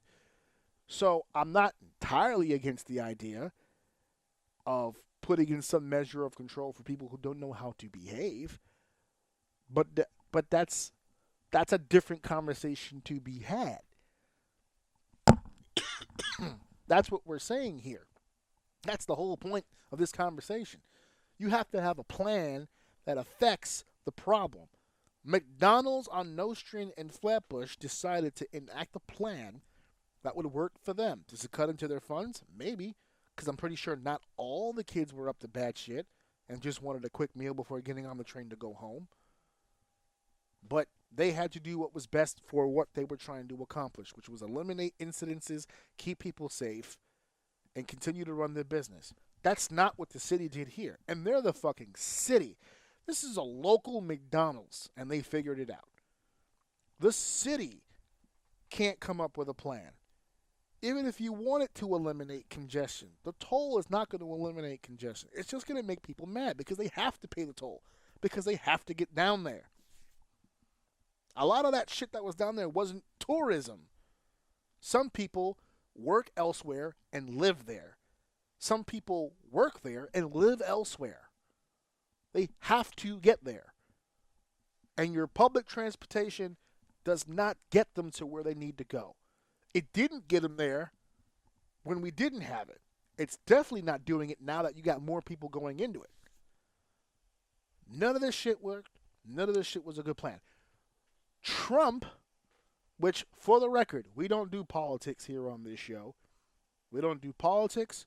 We don't do religion. And we don't do, I forgot what the third one was. But whatever it is, we don't fucking do it. And I mean it. Same thing here. I don't do politics. I don't give a fuck about Trump in either direction. Left, right, upside down. I don't give a fuck. He's right on this. His words exactly was it shouldn't be. Well, that's coincidental. Yeah, I know. You know what's funny? There's a lot of Democratic people. There's a lot of people who are anti-him who don't even live here in New York, who see the writing on the wall and love the idea that Trump is attacking this, because I just said a second ago, I've been to a lot of major cities. I forgot to include LA in that mix. I went to the train. I took a look into the train station and stuff in LA too. And all of these major cities, and I've been to them all. The only one I haven't really been to is Chicago yet. But they all have one thing in common. They all have traffic. Because they all have high population rates. If it's successful in any way here, and by successful, again, I mean to the real plan, which means funding, not deterrent. I mean funding. They do not give a shit if the traffic is here or not here. The city doesn't fucking care. If it makes money for the city, trust me, this is going to spread like a pandemic. Atlanta will start doing it. Chicago will start doing it. LA will start doing it. Dallas will start doing it. Memphis will start doing it. Phoenix will start doing it. Las Vegas will start doing it. It will be everywhere. And a lot of local individuals in those areas don't want that to happen. So it's going to take something federal to fix this, and he's on it. Now, is he on it because he wants to help the people? I don't believe that for 1 second. He's greasing some palms here. He's helping some people out here. I get that. A little quid pro quo. That's what he does. But here's the thing. We as a people voted him in. I didn't vote for him. But a majority of this country did.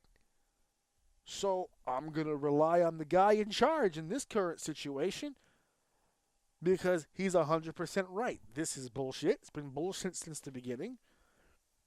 And the fact that our governor, Yuck Yuck over here, her real name is Hochul, but she's Yuck Yuck. I'm confident in that. The fact that she's pissed and mad that the president is stepping in to do something about this is all the more reason why it makes me more upset, because she looks in the face like a person who was lying and then got caught and is now just gaslighting her way out of this situation. Because she's sitting here on TV going, oh, whether you like the congestion or you don't like the congestion, it's about the ability to self-govern, and the federal government has no recourse to be involving themselves in something that involves something on a pure state level and blah blah. She's trying to play the politics game. Oh, if he's going to stop me from doing what I need to do in my state, well, he's going to start doing that to all of you. You need to band with me. No, fuck you. You've gone mad with power. This is a bad scenario for you to be like, oh, the president's overstepping. He's recorrecting. You overstepped. Yep. You and your government agencies either overspent or spent frivolously, and now you're in a fucking hole, and your plan to get out was for us to fucking pay for it. And the president is saying, no, you figure it the fuck out. Now, I know their version of figure it the fuck out means toll hikes and public transportation fare hikes, because that's usually where that goes. As soon as they go into a hole, all of a sudden my bus money goes from now it's $2.90. That shit used to be a fucking $1. That shit used to be like $1.50. That shit used to be even cheaper than that. We're up to almost $3 to take the fucking train at this point, which is like the starter money on a cab. So I'm straight. I'm good. I can't wait to see how this ends, because now the president and the governor are going at it live on fucking television. This is the same president, by the way, who went to Maine. You remember Maine, don't you? The most Mhm. liberal fucking place on planet Earth. Well, I wouldn't know that. I don't. Well, I mean, just the amount of crazies up there is fucking unimaginable. And Trump goes up there and tells everybody, I'm going to make it a federal fucking law that trans athletes have to compete within their original gender sport. So if you were a woman and you're a man, you can't compete in men's sports. If you were a man and you're a woman now, you can't compete in women's sports. Stick to the original team you were on when it comes to sports. That's as far deep as he went with it, sports. And this trans lady lost her fucking mind at the fucking thing, and you can hear her talking in the background. You can't make it out. She's not mic'd, but he's mic'd. He's on the podium. And he looked her dead in the face. He was just like, are you not going to comply with this law? She said, I'm going to comply with the law, the state law, or whatever the fuck she said. Something, state and federal law or whatever. He goes, we are the federal law. That's what he said to her. We are the federal law, and I'm telling you the federal law is going to be this. So are you telling me you're not going to comply? And she just looked at him dumbfounded. He goes, well, if you don't comply, I'm not going to fund this state. He just said out loud on television, I am going to defund an entire fucking state if you don't follow my law that I just made like yesterday. Mm-hmm. And she says, well, I'll see you in court.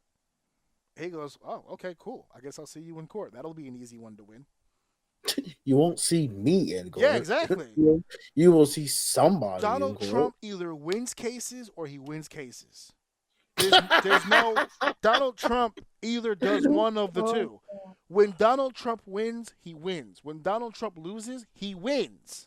You know what? Say what you want. I don't give a fuck about anybody's political views. At the end of the day, I don't give a shit. Like, yeah. I think what people should be more focused on is learning how to adapt to changes, right? So, like, the one thing I've actually learned from one guy that I worked with, he was a worker there, and he said his favorite thing in the world is every 4 years when a president, even if it stays in the same hands, when the presidential state changes, is his favorite time in the whole fucking world every 4 years, because he literally stockpiles money just to invest on where the pivots are, or where the windows are, or where the openings are, or where the divots are, because people get so fucking riled up that they start doing stupid shit, which creates these holes, and he just jumps in those holes and makes fucking money off of them.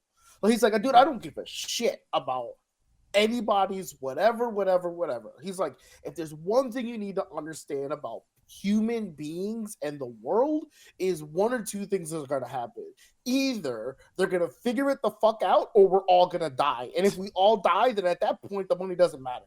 But if you put all your chips on something or someone is going to figure something the fuck out, and you put your money on that, you'll come out on top. So when he told me that, I kind of helped me with like my view on politics and shit. And I'm like, dude, you're right. At the end of the day, like, I can't do anything about what's going on, what they want to do. All I can do is comply and then figure out how to move with whatever it is going on at the moment. And if you just look at history, that's how the wealthy stay wealthy, the middle class stays comfortable, or the ones in middle class will stay comfortable. And that's the difference between them and the people who are middle class struggling and the poor. It's like you're so hyper focused on the wrong shit.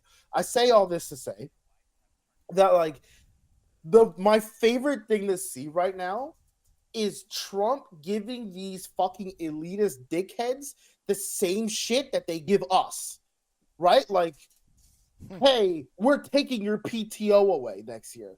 What the fuck? Like, I had a bunch of PTO saved. Like, it rolled over. Oh yeah, well, guess what? You have 2 months to use it, and it doesn't roll over next year. It's gone after that, right? And they're just like, deal with it. Like, that's a you fucking problem. You better hope that you and 10 other people in the company who just been banking PTO are all now trying to take time off at the same time, and your company can say yes or no. Right? It's just like, you fucking deal with it. I don't give a shit. What Trump is doing, he's doing kind of like a lot of that to like elite people. And it's just very fun to watch. Like how you say, "Oh, I'll see you in court." It's like that shit cracks me up. Like the same person who's getting paid $16 an hour says that to their boss who just fucking fired them at a whim, and just like no heads up, no nothing. So that's so to hear you tell the story and like it to me, it just like gives me weird joy to like see that person. They can't do anything. They're just like, I don't like this. Well, fucking too bad. Like, what do you mean you don't like it? It is what it is. Dude, it's so fun to watch. It's fucking crazy, dude. I love the overall meltdowns from people, me personally. I love meltdowns from higher ups, man. I just love how they give this shit to people, but now when it's being done to them, it's like, you can't do this. Like, I love when the celebrity goes, if this person wins, I'm leaving the country. Yeah, dude. Yeah. Bye. What the fuck? Go then. Like, it's fine. Like, go adventure. Go somewhere else. Yeah, we live in a world now where you can do everything from another country. You can Zoom, you can still attend whatever. You don't need to be here. Dude, back in the day when there was a lot of war going on amongst the entire world, that like those people growing up identified the suffering and like the pain from people. They could empathize with that at home that they also could across the country, because it's like we are all going through something. There's a fight going on, whatever the case may be. But it's been at peace for so long that these generations, like I'll see some of these videos of like, you do a lot of those like change my mind videos, or like that one person sitting there trying to bring light to like young people and stuff like that, and then the young person comes up to the microphone going, "Oh, you're a piece of shit, you know, this country's terrible," and then they're just like, "Well, go somewhere else," and they just look at them and they're like, "You're saying this country is terrible, but if you literally take a plane less than 24 hours away and you get off that plane, your life is completely fucking different." And you're standing there holding a Starbucks coffee and all this shit, talking about societal woes and the capitalism and all that shit, yet you get your frappe made at a place that's doing the same thing that you're accusing other people for being evil for. It's just like this weird warped mentality of like, this country sucks, but at the same time, you're not going to go move to Afghanistan and live there instead, right? Like, you're not going to go. There's got to be a middle ground. I hear Canada's nice. Like, no, but yes, maybe. But like, my point is like, especially a lot of the women with like the women's rights stuff and shit like that. And don't get me wrong, like our country has come to a place that it's at for people who are crazy enough to fight for it, right? So I'll never belittle those people. But when you get these people who are just like saying outlandish shit like, this is the worst country of all the world, it's like, all right, well, go somewhere else then. Well, no. No, fuck that. Like, I'm not gonna, because you know where you are. Like, have a compelling argument. Don't just like say this place sucks. There are bad things, but dude, you're not going anywhere else. You're fucking stupid. Yeah, I've heard people say that. You know, this place sucks. Okay, well then leave. Why do I have to leave? Why don't you guys just change? My response is always the same. It will, just not in your lifetime. So you need to make the decision as to you want to live through it or not. If you or your mentality favor, which means you need to get a new fucking mentality. Yeah. What's easier to change? Millions of people, especially when 95% of those people have zero power and the government has the power, or yourself?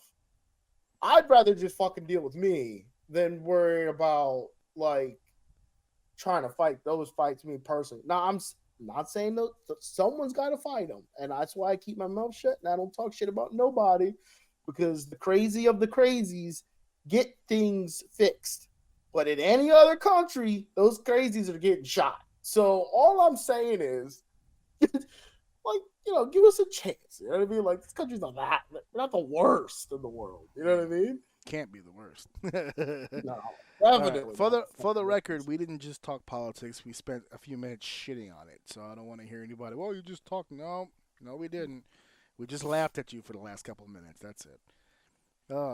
We're on to back to fictional world. Let's get back to the other segment.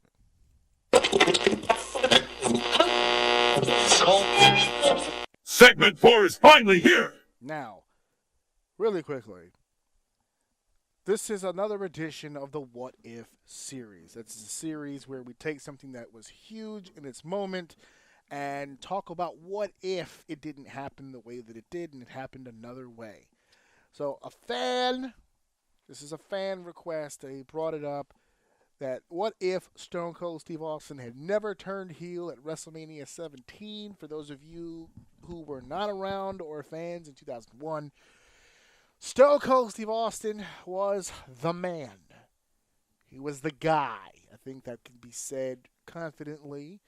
The ultimate babyface for the working man, for the blue-collar man. That's what I was always told. However, I see it through a different lens.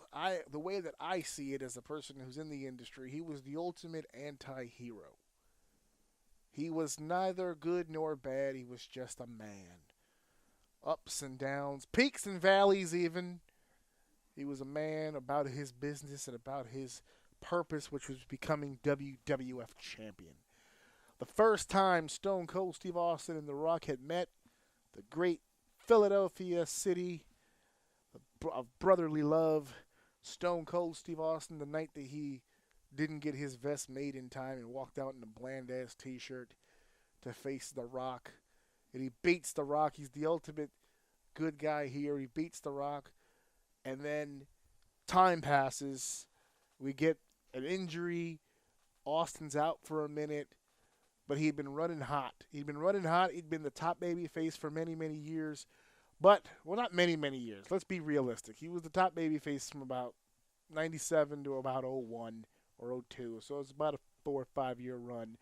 But amidst that were some setbacks. Obviously, Owen Hart dropping him on his head caused some nerve and some damage to the neck. He had a spinal fusion surgery after Rikishi hit him with the car because he did it for The Rock. He did it for the people. They took Stone Cold Steve Austin out for about 9 or 10 months. So he's had some ins and some outs. Obviously, we had the big fever situation when he went into WrestleMania 19, which was the third time he had faced The Rock. No title that time.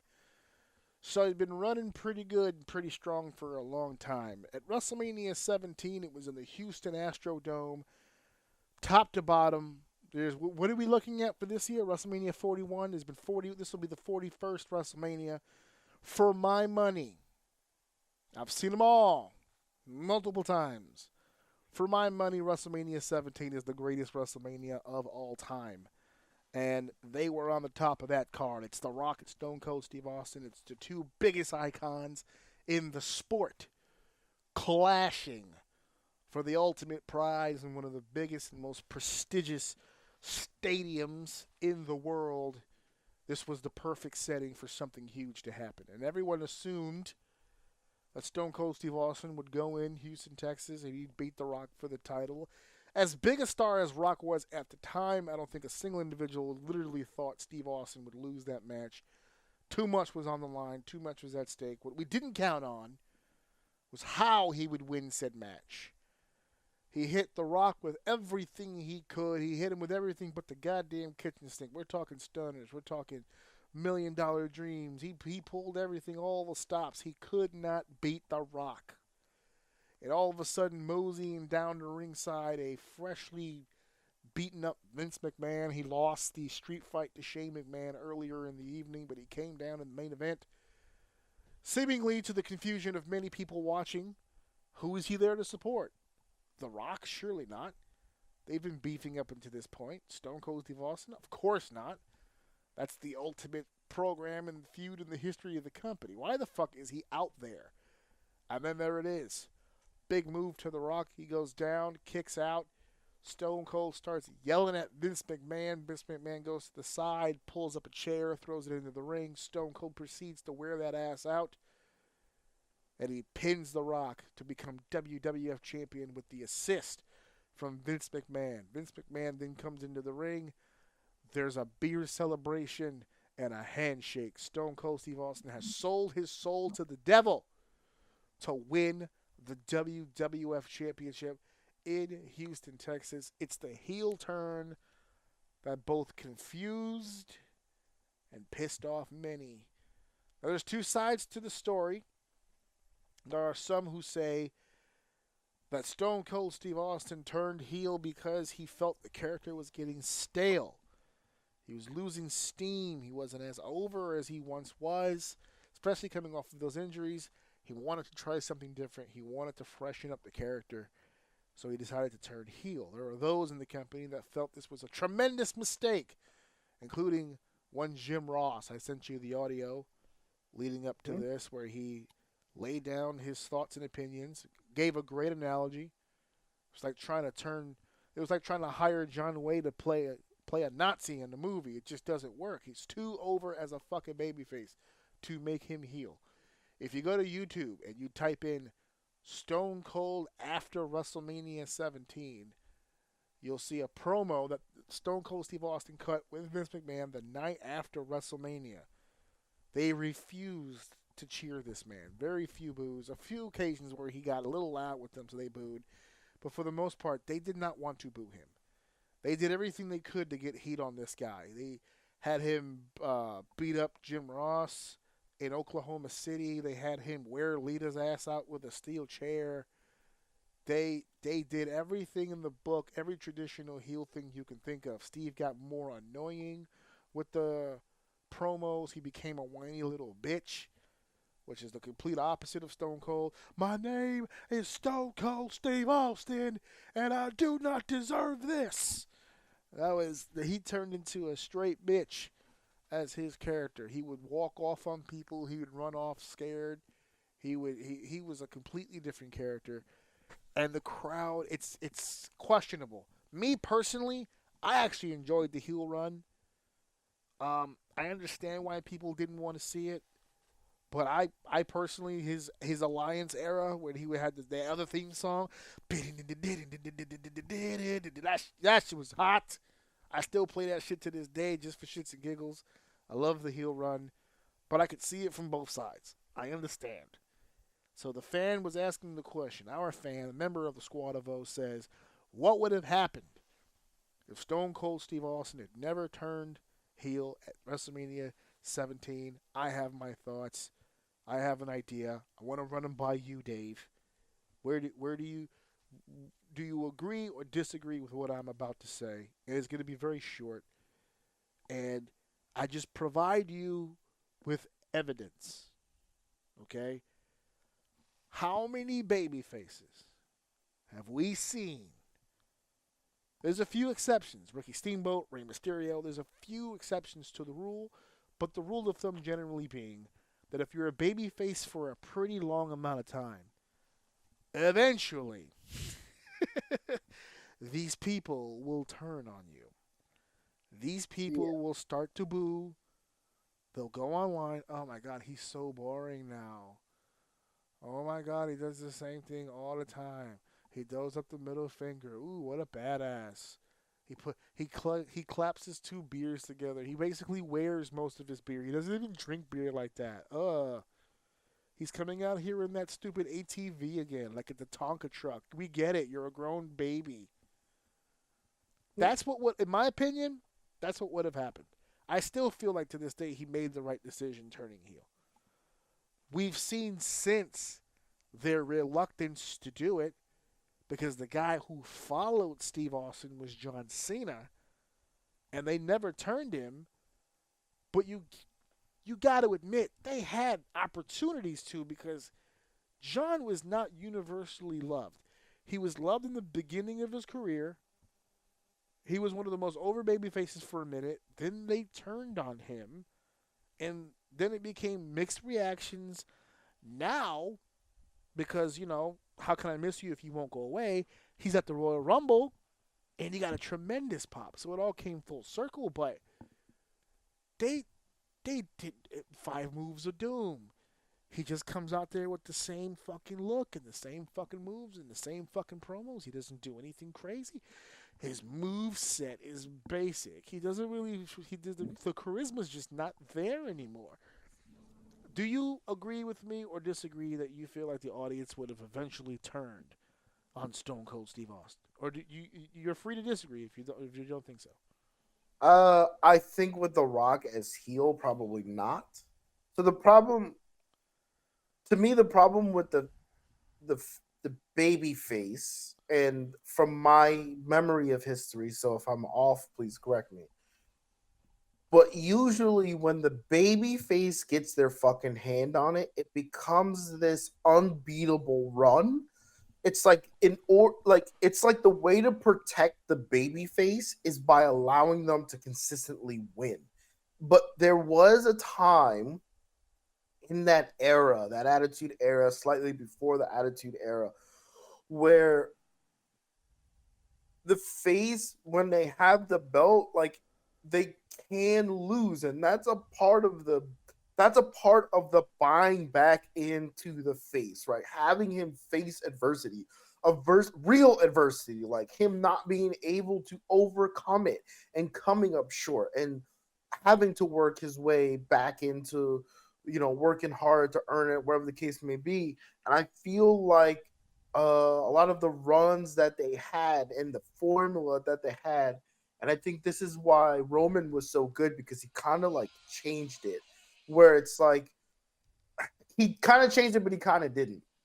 Where it's like they don't have to hold the belt for an eternity, and right. I don't think Roman was going to until he made a pivot and completely changed. Like I feel like the end of his run, when he made that change, made his run feel a lot longer, because it was a refresh in the middle of it. I don't think a lot of people can do that, in Cody's run, I really wish he kind of dropped the belt once or twice.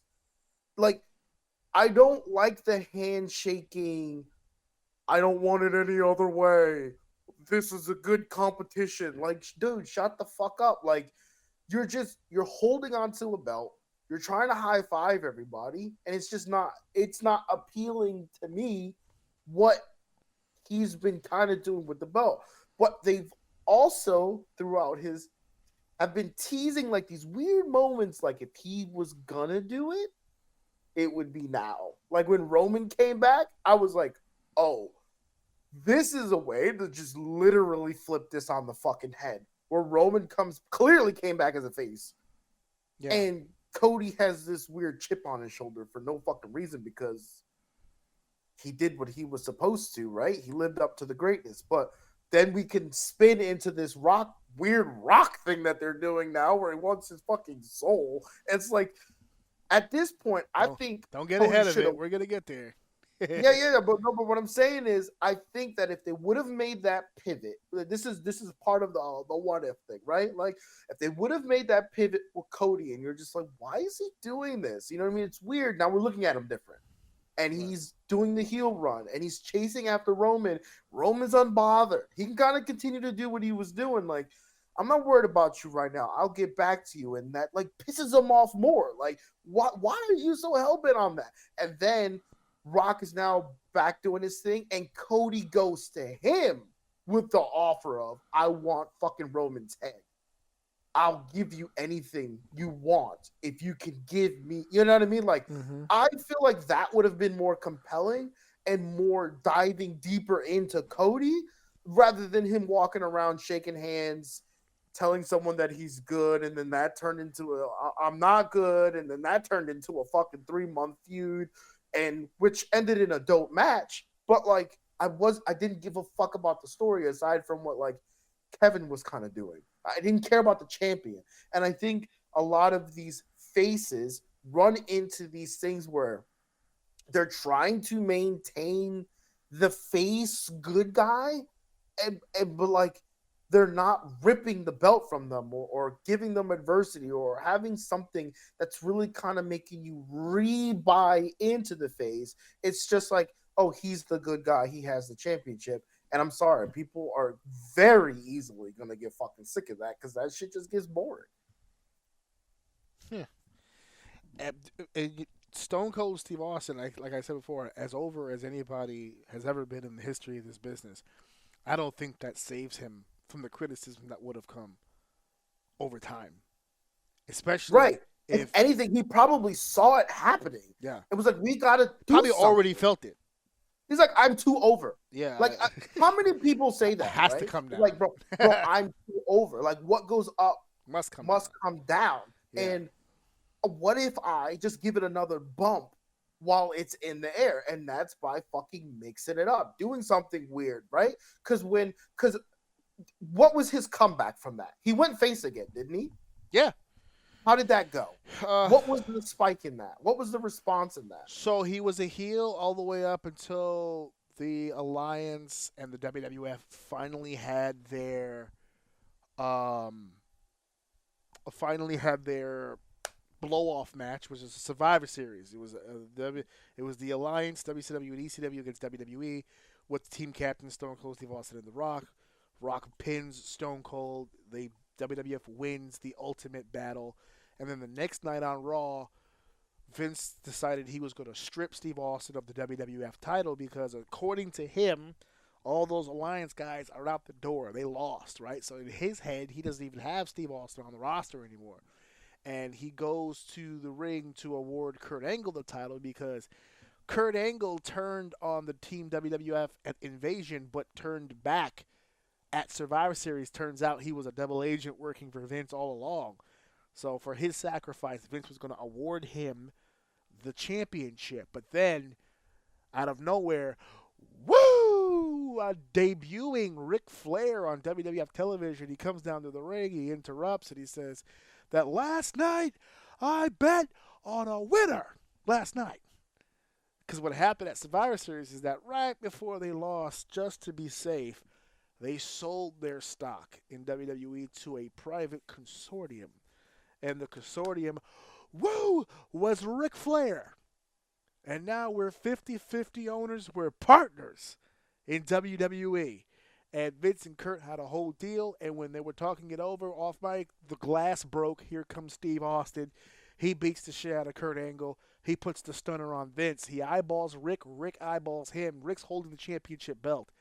And Rick slowly takes it off of him, puts it on Stone Cold's shoulder. He hits the turnbuckles. He drinks the beer. The fans go nuts. He's a babyface. Now, here's the question. Mm-hmm. Does Stone Cold, was it a big pop? Did people go nuts for that? They went as Gorilla would say, they went banana. Okay. Does he, from the moment he went heel, up until that moment right there, and I know that's kind of a weird question, so do your best to entertain it. But from that moment, because obviously, like, things change if things don't go the way that, right? So, Audibles, right? Right. So from the moment he went heel to the moment he went face again, I guess the main question would be, does he survive if he made that whole run as a face? Here's where, unfortunately, we have to admit he didn't survive at all, even going back to babyface. It was too little too late. Because so that's the argument. That's the argument. So what happened is that you asked me the question, when he turned back to babyface, did he get a pop? He got a monster pop. But he got a pop from the people that were still there. Between his turning of the heel and the turning back to babyface, they had lost so many viewers, they never recovered. A lot of people got turned off to wrestling. Are we putting that on him? Yes. Steve. Well, see, that's a different. Steve puts it on him. The WWE universe put that on him? Yes, because what happened was that Well, WWE was he's supposed to hate himself for WWE was so hot at the time that he was getting wrestling fans and casual fans. When he turned heel and he was doing all that other shit, he lost to casual, and then it just became hardcore fan. And do you think that's the reason why Vince would never let that happen again? That's the reason why he never turned John. Because when he got John, he got them both back again. The Ruthless Aggression era and brought back a lot of those casuals because now we had a new generation of fresh faces that were on top, that were making money, that were bringing in people, bringing in fans. The company had somewhat recovered, but it didn't recover from the height that it had before. Now, a lot of experts will say, well, that was also the advent of the internet where it really started taking off. So, like, a lot of the viewership that they lost from the television side of things, but they were starting to become other ways to consume the product that might have hurt into the numbers. Because remember, when Steve's on top, there was the Monday Night Raw that would do 876 in the ratings. We're down to like 432, and at first, yeah, you look at that and go, man. What year are we talking here? Oh, he turned heel in 01. He came back to being a babyface.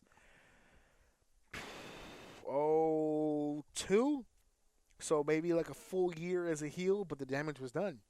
The casuals were gone. I don't know, man. I don't know.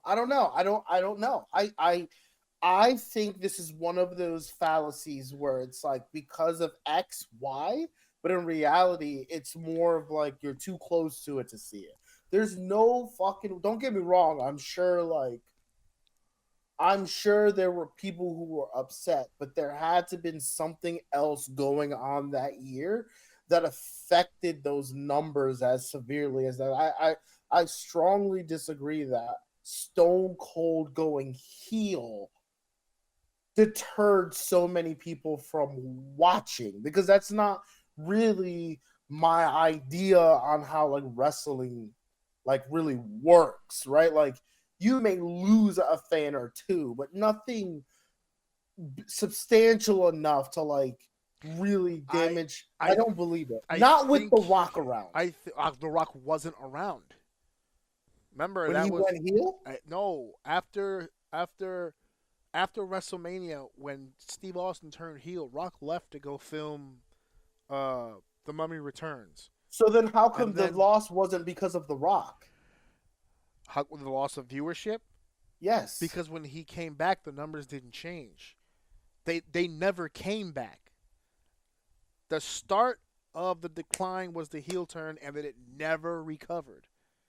Again, I'm not putting that all on Stone Cold. I would have to look at the year. Everybody else does, and that's the issue. No, I understand. I get that, and that's why we're here talking about it. Yeah, because if you're talking about the time period in which the ratings had declined in a monstrative way, I don't mean an 8 to a 7 or a 7 to a 6. I mean the average, literally dropping to half, and then you redo everything. You turn Steve Austin back to a babyface. You bring The Rock back full time. I mean, you're cooking. You got all your people back. Plus, now you've added a Randy Orton, a Batista, a John Cena, a Brock Lesnar. You've padded. So now it's skyrocketed. It did no. It did not skyrocket. It plateaued. It was done. And that's my argument. So none of that mattered. And that's my only argument. Because if it was the cause, then reverting that should have brought back at least half of that. Because the cat was out of the bag. You can't put the toothpaste back in the bottle again. Once the heel turn happened, yes, you can. I'm telling you, it never recovered. Squeeze that motherfucker. I'm telling you, right back in, bro. It never recovered. People just. I'm not disagreeing with you. I'm not disagreeing with that it didn't recover. My answer to this what if is this. It wasn't Stone Cold that caused it, although it was a probable cause. I think it was a mixture of things. And to get to the original question is the what if with Stone Cold, I don't think, just like the test of time of everyone before him and everyone after him, they don't survive the run. No, I agree with that too. I think I said at the beginning, I think it was the right decision to try. And I think he knew that. And I also think he knew other things. I think he probably knew that The Rock was leaving. So they were losing that counterpart. Yeah. They needed another babyface. And he is not at the fault for doing the very thing that fucking got him there, and was trust his gut. This is going to go to shit. We need to do something, because they're going to get sick of me. I need to fucking do something, which is why I truly believe that although that could have been an scapegoat, there was something else, whether it be in the world or directly in the WWE situation, that caused such a large impact. I think it was just a trend in a market, and that was just a dip. I honestly believe it was just a dip, and him staying face, he would not have survived that long with the amount of support that he had in that moment. I don't think a face Stone Cold at that point when he turned heel is keeping those people there, is my point. Oh, you're thinking it's dipping regardless. It's dipping regardless. Yeah, it was too high. It had to come down to reality. And I think his spidey senses was tingling, but it was out of his. I would say he tried to do everything in his power to save it, but I think it was just bigger than him. That's why I would have to go back and look at the year as a whole, right? Not only in wrestling business, but what's going on outside of it. You made mention that like the network that they were on weren't really doing as well. Like, was there a change of like? I think that was. How I think people that's were actually the year. consuming these Yeah, I things? think that's the time period in which we started getting. And wasn't there a ratings, recession around that time, if I'm not mistaken? Recession like, was 08. The recession was in 08. Okay. Yeah. But right. I think TV-wise, that was around the era where we started getting a decline across the board. Because now we've got TiVo, now we've got TiVo. DVR. Was that around the early 2000s, TiVo? Yeah, TiVo, DVR. Now we got people recording stuff. They're not watching it live. It started. I remember that being the conversation during the Ruthless Aggression era, that there were different ways, and now people were able to consume the product. And remember, you're talking about an early stage of this. Yeah. So what if let's what if on top of this? What if, because TiVo was big, TiVo was revolutionary on what it did to live television. But what happens when revolution starts? The old heads are the ones on top, don't recognize it. So what are the odds that wrestling was still being consumed, just not live? And they weren't reporting week numbers. They were only reporting live numbers because that was the only thing that counted at the time. Yeah. They don't give a fuck about a TiVo. The fuck is a TiVo? If anything, I think Steve should be given credit for understanding that in his position. Like, he understood there's going to be a bubble, there's going to be a change, we're losing The Rock, we're losing our normal draws. Something's happening. Something has to change or we're going to get steamrolled by whatever's next. I'm going to put this on my back and be the one that makes the change. I did it as a face. Let me try to do it as a heel. I can do it again, and I think he is taking the heat. Remember when he became a heel, who he started working with. His biggest program when he turned heel was Kurt Angle. They took an American hero, an Olympic gold medalist, and made him the ultimate babyface. And let's flip that. That worked, too, because they made him a star. Let's flip that because, and that's a passing of the torch as well. That's also fucking something that to consider, because when you're hot and someone's coming along that could be hotter, if you don't handle that correctly, that's going to destroy somebody. Somebody's getting destroyed. But let's flip that. Let's say Kurt Angle goes into this heel and Stone Cold stays face. I think that kills Stone Cold also, because I think Kurt is a great heel. Yeah, that's true. I would even say he's a better heel than he is a fucking face. I think so and too. He was a great face. That's why he went back to being a heel a few years later. Yeah. So what does that do to your getting old face when this new all-American fucking dickhead comes in and he's being taught how to be just as bad as a dickhead as Stone Cold was? So again, what does that look like for Stone Cold? I don't know. All I'm saying is I think none of this is on Stone Cold. If anything, he should be praised for trusting his gut and then trying to do what he does best. And that's why, even to this day, his advice to people is, man, you got to go for it. Like, you have restrictions, but at some point, remember when this whole debate about everyone's wearing handcuffs? Remember that? Yeah. How many years ago that was? Handcuffs. Yeah. I can't do nothing. I'm handcuffed. And what is he telling these young guys? Fucking just do it. Yeah. And they're like, we can't. It's not the same. You know what I mean? Like, so he doesn't know any other way. And that's all he knows is to trust his gut. So I don't think he was wrong. I don't know. I think it's more in the favor that this disserviced him even more if he would have stayed. And it kind of is what it is, and I wouldn't put that on. I'm telling you, if we were to research that year, I promise you can find something very easy. And we even came up with one thing on the fly that could have very well affected those numbers. And I was losing The Rock as well. 50% is fucking huge, dude. Yeah.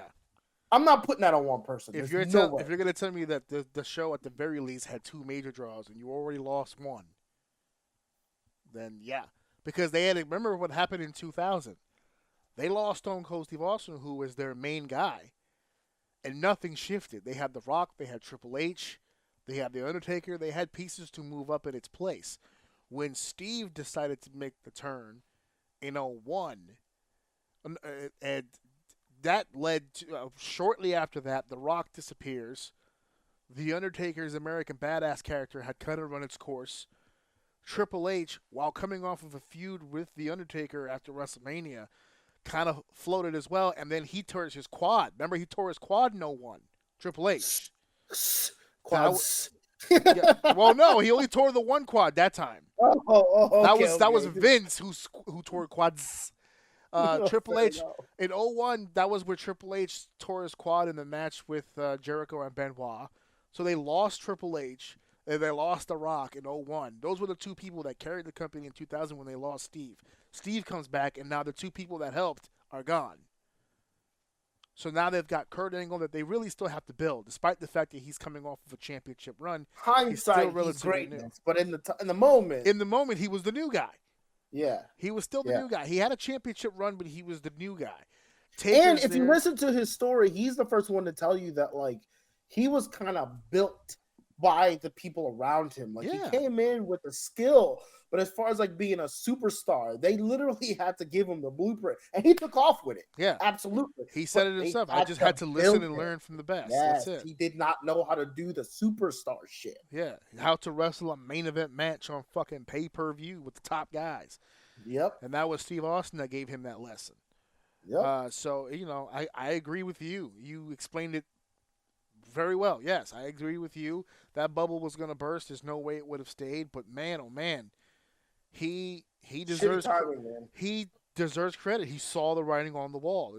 We need a new crop to be working with. Even after he left, because remember, he turned heel in 01. He turned back to a babyface in 02, and then he left the company. The old took my ball and went home routine. He came back in 03 briefly. After WrestleMania, he retired. When he came back as an on-air character but not a wrestler as the sheriff, you cannot tell me that sheriff run, that babyface run as the sheriff of WWE wasn't a spawn off of the heel run. It was almost exactly the same exact mannerisms and charisma. He had perfected it. He just made it a babyface character. And he was able to work with the future after that. He's working with Randy Orton now. He's working with Batista. He's working with all the new guys coming up the ranks with that persona. And if you want to point out the fact where you're like, oh, well, maybe Vince behind the scenes, they know that it was Stone Cold's turn that did it. The people have the information. That's why Cena's turn never kind of happened, because they knew the formula they didn't want to repeat. I would refute that Cena would not have been able to do that in the era Stone Cold was in, because I feel like the era that Cena was in was handcrafted, quite literally, because his whole gimmick changed that made him famous, right? He was handcrafted in a PG era where the focus was a lot different. So him changing, it's obvious it would have done more harm than it would have done anything for Cena. Cena is being promoted to children. Why would you It's like Barney shooting up his set one day because he just had, he wanted to go heel, right? No, Barney can't go heel. He's got to stay the nice guy. He's always, it doesn't work if you don't do that. So if you want to point at, hey, the formula, see what Vince did with Cena, that's why Cena never changed it, because it didn't work. No, I'll argue that they didn't change it because Vince had made an overall change to counter the bubble pop, because that's when he decided to go PG. Who's going to give you the money? The kids. Go after the kids. The adults are done with it. I think that's the ultimate thing. The adults are getting older. Yeah, that point right there is why I still say to this day, and I've been crucified for saying it, but I believe it in my heart. For everybody who's complained recently about handcuffs, I can't think of a single human being more handcuffed than Cena was. Handcuffed. He had to do everything they told him to do. And this is what made him greatness, right? Because I think you would get refuted with, well, he wanted it, right? He agreed to it. Like the Seth Rollins and the other people in that time that were pissed off because they wanted, like Kevin Owens, they want to be set free. Like, let me be what got me here. I can give you. No, Cena was like, yes, sir. Right. Yeah. So it's more like, oh, he wanted, like, he liked that. It was.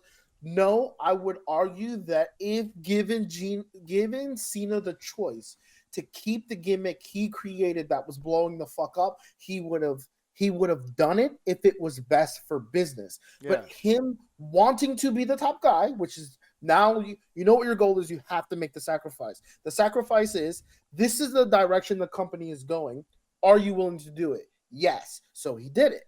And he's a legend for not only making that decision, sacrificing his likeness, because there are people that want to murder him because of what he did to wrestling, but flagship, the people who are watching wrestling today that made 40 so special, the people who watched 40 are the ones that Cena flagship up to that point where they can get the cursing off. Because they're adults now. Yeah. And now we're getting back into this Netflix era where they're cursing, I guess. Cena was the bridge. He was the captain of the ship. Yeah. And to this day, and I love that they're doing this, on his exit tour, by the way, to this day, two things happen. One, he's getting booed and they're letting it through. You can hear it now. And two, he's acknowledging it. And, like, you guys are brutal. Like... Your talk. He's getting way more positive pops now, and I think it's to your point. I think it's building. I think he's this run at the end. I think he's getting people are like, I hate that you wrestle, but I kind of gotta put some respect on you. You know what I mean? I don't think it's entirely that though. I think you already proved the point as to why he's getting the pops now, because when he was going through that era where he was getting mixed reactions, a lot of the positive reaction he was getting was from the kids. And a lot of the negative reaction he was getting was from the adults. Those kids are adults now. So when he comes out, those cheers you're hearing are from the kids from 20 years ago. They're just adults now. So that's the respect on his name that you're talking about, because he's getting that respect now because the work and the effort he put in on those kids are paying off now. Absolutely, he's paying dividends. Because he got a monster reaction at the Rumble. Not Alexa Bliss big, but it was big enough. Alexa Bliss was big. It's big enough. Was big. And he's still, bro, say what you want. Say what you want about Cena. At the end of the day, he still did the job. Yep. He could have very well. So the next guy that the kids love swung his dick around like Charlotte did, and now going to WrestleMania, and now instead of working at all for what we're gonna assume is a main event that he's going to be in, he has to earn it now. He could have just cashed out and dipped until he was about a month out, and then made some noise, and then did the pay-per-view, but he didn't.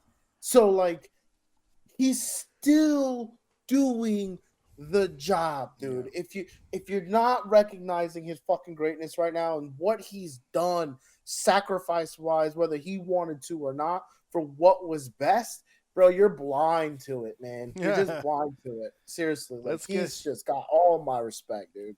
And we've been respected. We've been putting respect on Cena's name long before this. Like, even towards the end of his run, where he was like super hated, you and I both were like, look, we're going to whisper this because I know, like, it's not unpopular opinion, but he might actually be one of the greatest to ever fucking do this. That's what they call him on the show. Based on what he did.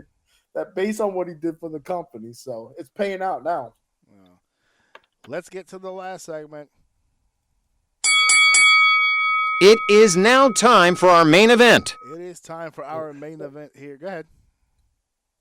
No, I was just looking at it. Oh. It's going to be a short one though. Jesus, man, these were getting shorter and shorter. Not necessarily, but the number the is second crazy. pay-per-view in a row where it's like 4 matches. But again, these other matches need time. So let's get to the 2 matches that are not in the chamber just really quickly because we ran long with that last segment. So just really quickly, there's a tag team match for the women. Tiffany Stratton, the WWE Women's Champion, teaming with a former Women's Champion in Trish Stratus against Nia Jax and Candice LeRae. Thoughts? Because this is terrible for Tiffany. This is terrible for Tiffany. I actually feel really bad for Tiffany. I think she's very undercooked. I think Money in the Bank could have been okay for her. The way they utilized it is terrible. And the way she cashed in, I think it wasn't good. The way that they're now trying to create this feud between her and Nia is not good. Candice adds nothing to this. Nia is not carrying. And Stratus is just a weird placement. I think this really hurts Tiffany. And whatever. I'll have that take later. But yeah, I don't like this at all. This whole situation is just not going well. I'm over Trish. I'm over Trish. And here's the thing. I'm fair across the board. Okay? I'm over Trish. I'm over Rock. I'm over all of these people trying to jump in on the wave. When, yes, you helped pave the way. There's no doubt about that. Ultimate respect to all involved. But this is one of those moments where you start to hear the complaints about the whole, well, they're chiming in on other people's time. You know, there's a lot of, like right now, there's a lot of rumor on the internet right now that Finn Balor is just up in arms about all this time being stolen from these people that are being told, be patient, your time is coming, because everyone's got to take their turn. And then, okay, here's my turn, it's time for me to do something, and then here comes another legend to come in to take the turn. So, like, before, that was always like a rumor thing. It was kind of like, the roster must feel some type of way. Now we're in an era where, like, with social media and everything going on, you can find out in the moment exactly how everyone feels, and there's not a lot of happy faces about these older individuals. CM Punk is active full-time, and yet still that is an issue with people, too, as well. So, especially this past Monday when Logan Paul and CM Punk are having a back-and-forth promo, and Punk is... Logan was the one that laid it out, but Punk jumped on it and just basically said, yeah, we're legends. I'm like, wow, bro, okay. Like, you're not lying, but still, Jesus fucking Christ. They are legends. I'll give them that, but when you have Trish Stratus on the same card with Roxanne Perez, it's tough. Yeah, but there's a difference between CM Punk and Trish Stratus. There's a difference between an active member and a cameo. Yeah, obviously. And when you have these cameos in this situation where you have Tiffany Stratton that is a champion, very early working with nobody, and Candice, who was supposed to be getting taught. I think Candice is showing me a lot more flaws as time goes on, but my original thing with Candice is I like her ring work. I just don't like her on the microphone. Now, she is showing me that she does not belong in this ring. She is too scared to take any fucking bumps, and she's going to hurt somebody. I guarantee you she's going to hurt someone because she keeps chickening out on these moves that she's supposed to do. Wait. Where is another time that she's checking out? I'll give you the one in the War Games match, but where else has she? There was another one. It was like a power bomb or some shit. And damn it! See, I hate that you challenged me because I just assumed you knew what I was talking about. But there was like a power bomb or something. Okay. No, I promise you, there was a power bomb or something that she kind of bitched out on and kind of fucked up too. Because I remember seeing, I'm like, oh, here we go again. And then also, if you watch some of her ring work, I know you're probably using the bathroom at the time. But if you watch some of her ring work, I'm not watching a Candice LeRae match. But hear me out. She pulls back on a lot of moves. Like, for instance, she did this weird drop kick off the top rope where she essentially drop kicked like her lower half of her body because she angled herself in a way where she could like land safely rather than just taking the full bump. Does that make sense? Yes. So like she's doing things like that that's not fully committing to what's happening. She's very slow. She's very cautious. She looks scared when she's wrestling. It was my point. I don't want to deep dive. I wonder if she's covering up for an injury or something. That's unlikely. But I don't know. Whatever it is, she's gonna fucking hurt somebody. And to be honest with you, Naya is not the fucking person to teach someone how to speak on a fucking microphone or work in the ring. Or do anything besides being a brute. Anything wrestling wise, she probably isn't the person you should be listening to. I think a Thursday ago or two, she literally made Trish Stratus eat her vagina on live television, which was the fucking craziest thing I ever saw in my life. Was she did that little jump off the rope thing she does when they were stacked on top of each other? Oh my god, that was the first. That was the first reverse pop I've ever heard in my life. Dude, I've never heard a pop go in reverse before. How they made noise when she went up there, and then she just politely sat on them, and then they all just kind of inverted, and it just got quiet. Yeah, because they all felt bad for Trish. They felt bad for themselves having to sit through that. But yeah, to avoid this going long, this whole situation, there's no good coming out of this. I promise you, there's no good coming out of this. Sami Zayn and Kevin Owens, the unsanctioned match. I'm going to tell you this now. I'm not hyped. I'm not hyped because fool me once, shame on me. Fool me twice, shame on me again. Because I swear to God, I'm not going to be fooled again. I got hyped. I had tickets to WrestleMania 37 in Tampa. And I went on the night where it was supposed to be Kevin Owens and Sami Zayn. And the match did happen, but the match was no damn good. I was hyped. Oh man, WrestleMania? Their first time at WrestleMania against each other, they're going to turn up. They're going to go nuts. This is going to be fucking banana sandwich. Nothing. Wasn't feeling it. It's because of Sammy, though. Well, it's we have because of Sammy, because of the way he wrestles now. That's not now. This is 37. This is 5 years ago or 4 years ago. This is the pandemic. When I saw that match. I'm sorry. I mean, in the WWE is what I mean by now. So now we fast forward to this. I'm enjoying the build up towards it. The story made a shit ton of sense to me, but the match.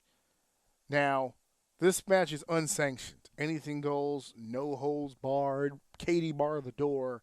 It's going to be bananas. It's going to be nuts. On paper, it's going to be nuts. I want to see the execution.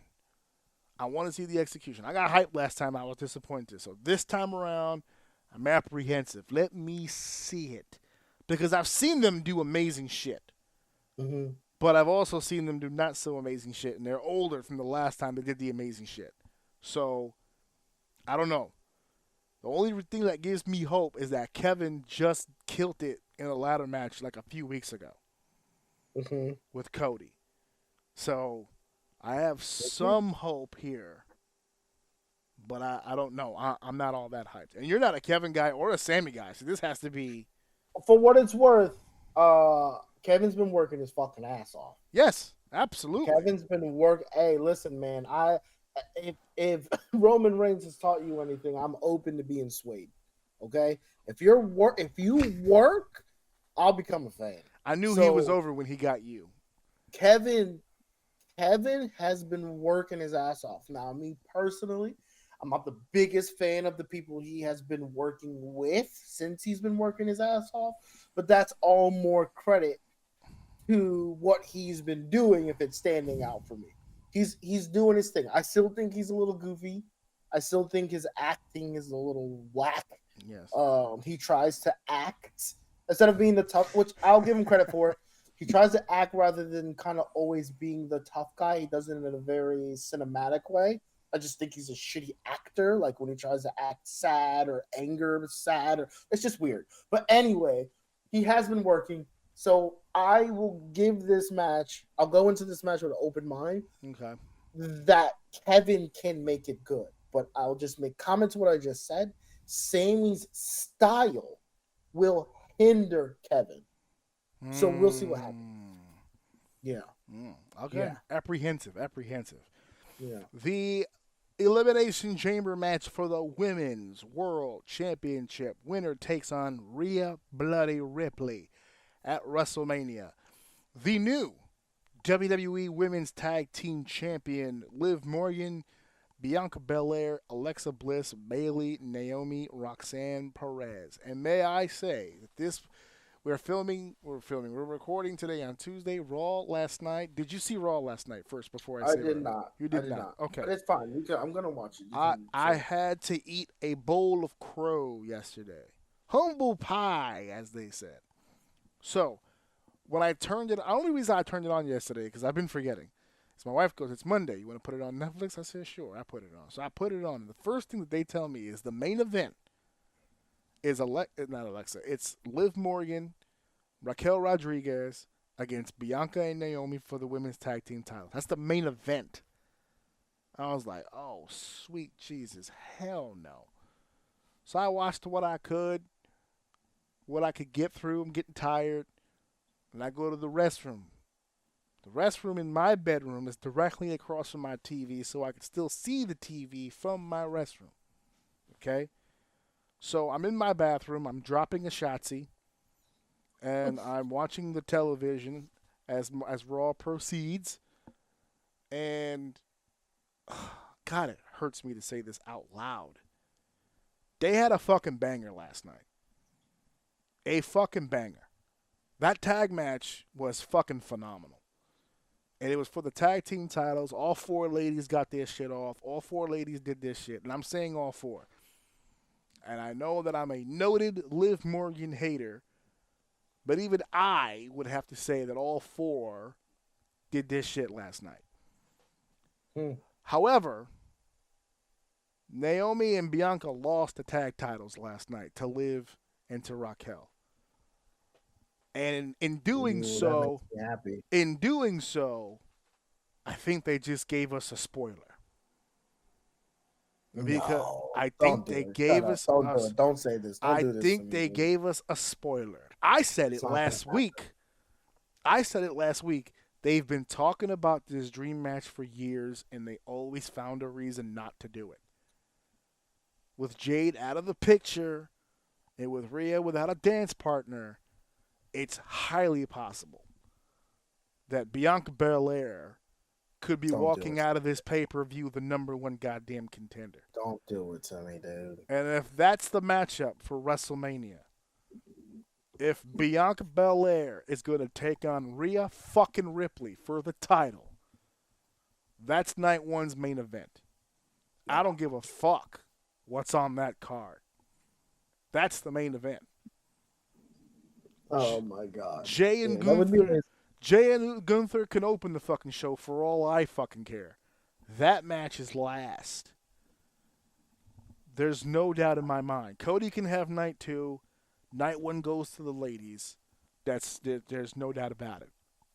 But we got to see. So as far as the rest of the chamber goes, I like the fact that Liv Morgan has been pushed as a top woman, but now has the tag titles because she has an out. If she doesn't win the chamber, at least she's still the tag team champion. Her and Raquel can do some shit. Bayley is in this match to be Bayley. There's no real purpose to it. She's had her shine. She's had her time.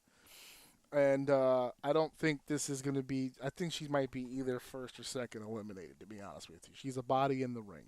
She's a worker. Alexa Bliss, nice pop. She's gotten some great promos. This ain't the time for her. Roxanne Perez... young, too little time on the main roster. Can I say though, I'm gonna go on this. Maybe a hot take, maybe not. If Roxanne can come in here and not only do a good job, but find a way to kill herself. Oh, big spot. She's fucking out of here.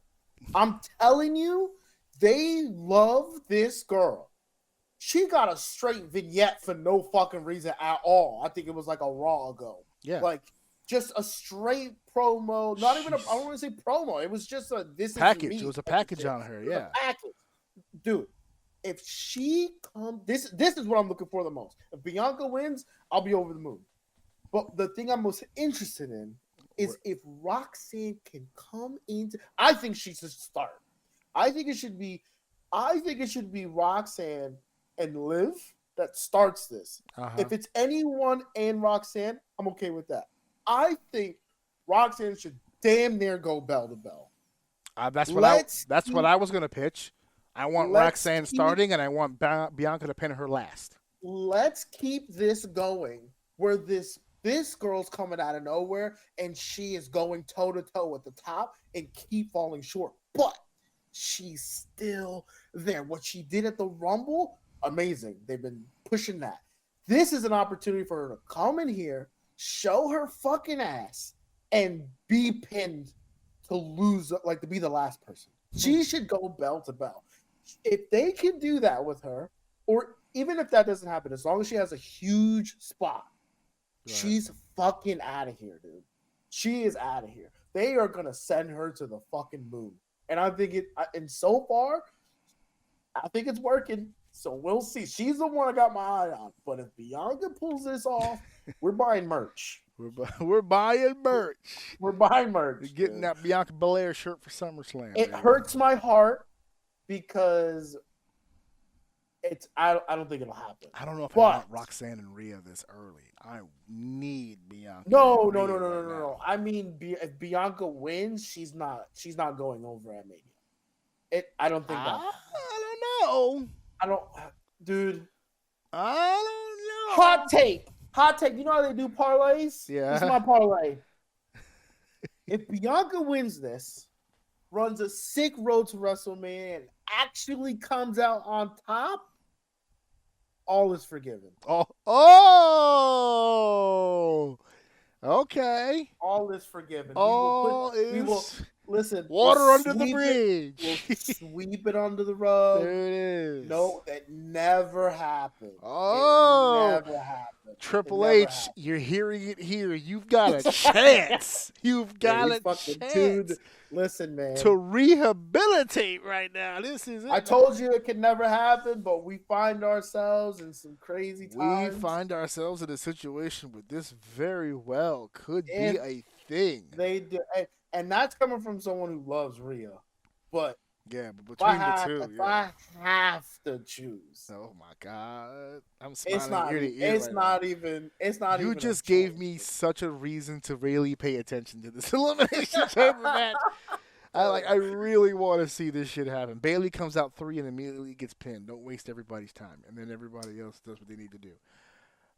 So let's switch over to the men. It's John Cena, CM Punk, Drew McIntyre, Logan Paul, Damian Priest, Seth Rollins.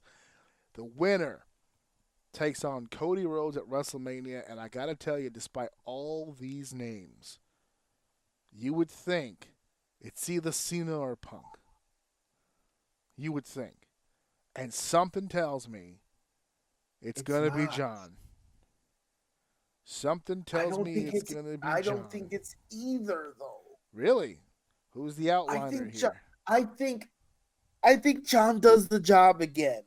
Oh, boy. Because and here's the only reason why. Is because it would be, as much as we said before, I don't want this to happen. I think Cody's going to Mania as champion. Right. I think it's just going to happen. I don't think it should, but it also may be the tip of the hat. You got your belt, you got your ride, and now can we fucking do something different? That's fine. But if we're going to do that, I still think it's John and Punk at Mania. Even if it's not for the belt, it should still be Cena and Punk. And if that is the case, then someone else has to go over. I think it's Seth. I think Seth takes this. Because it does kind of give us... You got to take into consideration, he was robbed of WrestleMania 40. Now, he may have been, in my personal opinion, one of the pinnacle points of that whole storytelling for 40. Like, he was a very huge role. Oh, you didn't see Raw yesterday. No. Oh, so on SmackDown. Well, am I off? Am I off here? No, you're not off. You're nailing it harder than you think. On Friday. Oh no, on pause. I want all of that. Yeah, When The Rock asked for Cody's soul on Friday, Cody came out last night to address it, but he wasn't out there long before Seth Rollins interrupted. And he just looked at him and said, "How dare you? After everything you and I did last year, at this point in the game, everything that you and I stood up for side by side and fought that bloodline, to get them out of the picture the way that we did, right? He goes, the fact that when he asked you for your soul on Friday and you didn't just immediately get up and just smack him in the face is a slap in my face for everything that I sacrificed for you to have that." And he pointed to the championship. And the crowd popped on it, and Cody had the right response when you really think about it. And he said, I didn't forget who you are, right? I didn't forget about the fact that you were the guy. And he told stories about what Seth did to him during their feud. And he said, if you want to go even further back, you're the guy that took that steel chair and put it into Roman Reigns' back and made the animal that we all have to deal with even today. Like, you've made your fair share of mistakes, and you're going to come in here and you're going to judge me for not having the appropriate reaction. And the reason why I didn't have that reaction is because I think things through, Seth, just like I can calmly sit here and think things through and look at you and say that despite all of those mistakes that you made, that you're still the guy. Then when my back was against the wall just last year and they were trying to take my moment from me, you stood by my side. That when we got to WrestleMania with a tore-up leg and a scrambled back, you still went toe-to-toe in a tag team match. And then on the night of my title match, you became my shield against the bloodline. Cody goes, I did not forget. And in fact, it's a strong argument that you were the MVP of WrestleMania 40. 100%. That's what he said on the program, which is what we said on the show and what everybody said around the world. It was nice to hear on the show where he got pointed to and said, you were the absolute MVP of last year's WrestleMania. And the crowd damn near gave Seth a standing ovation. Yes, because they remember that he never got, by the way. They remember because he left, but he had to go out. Yeah, his whole body was fucking dead. But in that moment, they took a minute because I felt like they wanted to continue the promo. But when Cody said all that, it reminded the fans of what happened, and it all came flooding back. And they gave Seth his moment and let the crowd thank him for what he did last year. But then they continued the promo, and he just saying, "Look, I'm not out here to judge you. You're a grown man. You're going to do whatever you want to do. But I'm just going to give you the heads up now that this Saturday I'm going to win the chamber. And when we get to WrestleMania, I'm not coming for your soul, but I am coming for your title." That was how he ended the promo.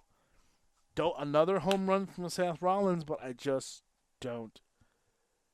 I don't see it, and the fucked up part thing is that not only do I not see him winning the chamber and going to WrestleMania for the title, I don't know what he does if he doesn't. Because he seems to be solely focused on either Punk or Cody. And if it's not going to be any of those, like, I don't know. You said earlier about hot take. I don't know why. I got a feeling in my gut. There's a weird sensation. There's a feeling in my gut that I'm looking at a four-way and I just don't know it yet. A four-way with who? Where? When? Who? Where? WrestleMania. No. Don't do that. Don't even speak that shit into existence. Cody. No. John. For the belt? For the belt. Cody, John, Punk, and Rollins. I could see. I think that's a disservice to Cena. Why? He's in the main event.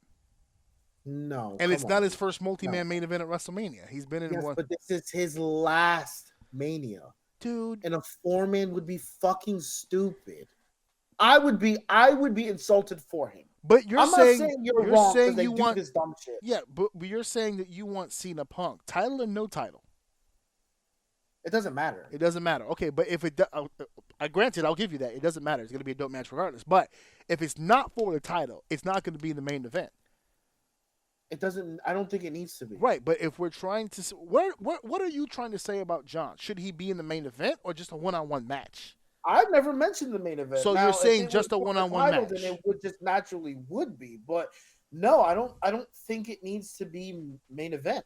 Honestly, I don't. And after what Cena did at the Rumble, I don't think he fucking cares. Right, fair. I don't think he Cena cares either about being in the main event. But if you're saying that you want Cena Punk, that now takes Punk out of the main event. Yes. And wasn't that the whole plan?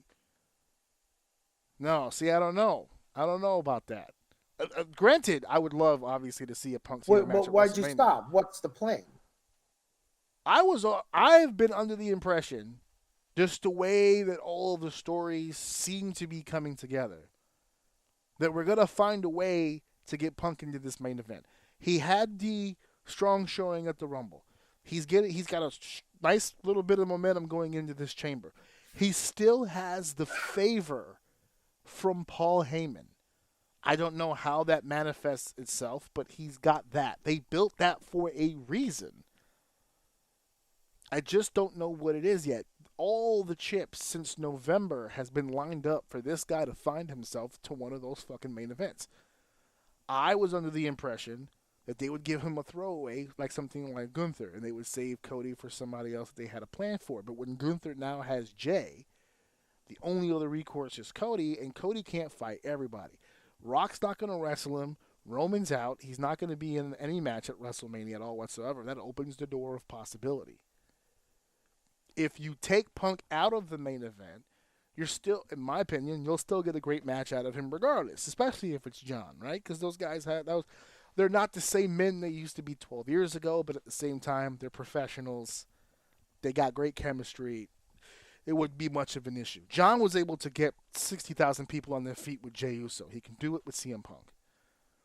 That's not my issue. But if you take Cena and Punk out of the equation, you give them their own separate thing, then what do we do with Cody? Punk's biggest promo so far in the last few weeks was not just Rollins, but Cody.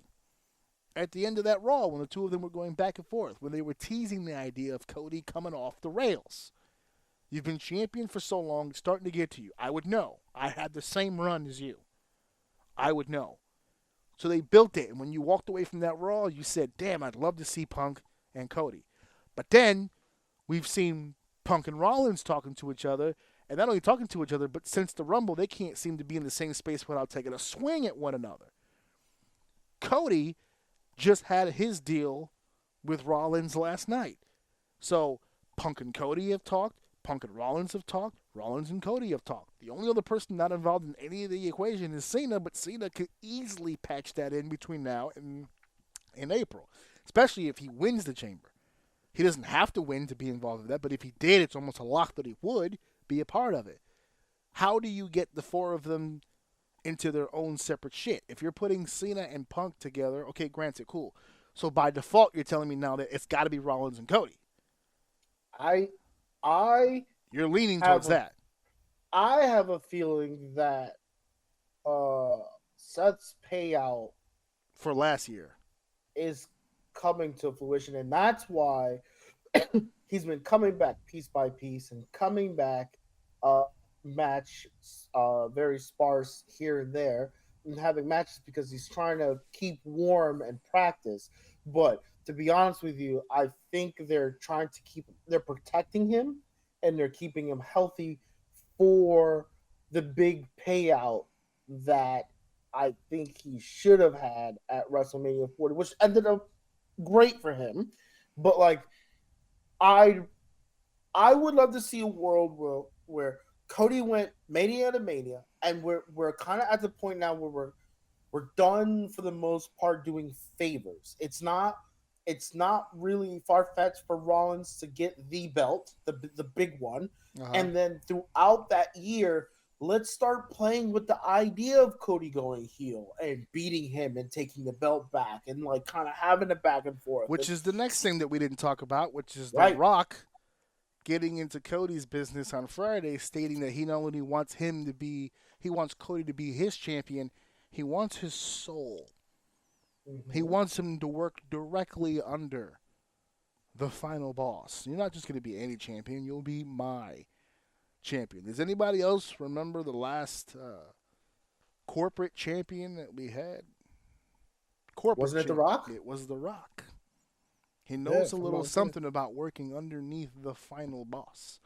But now he has become the final boss. He is the most powerful man in WWE, the director of the board of directors. He's the head honcho, so to speak. He plays a role in this. If Rock's gonna play pure character and not be in the ring and just be a charismatic character, I'm with that. We can make that work. Yeah. Because then I don't know. I think this is a very good opportunity to spiral Cody to the depths of like just pure insanity and like just being completely unhinged.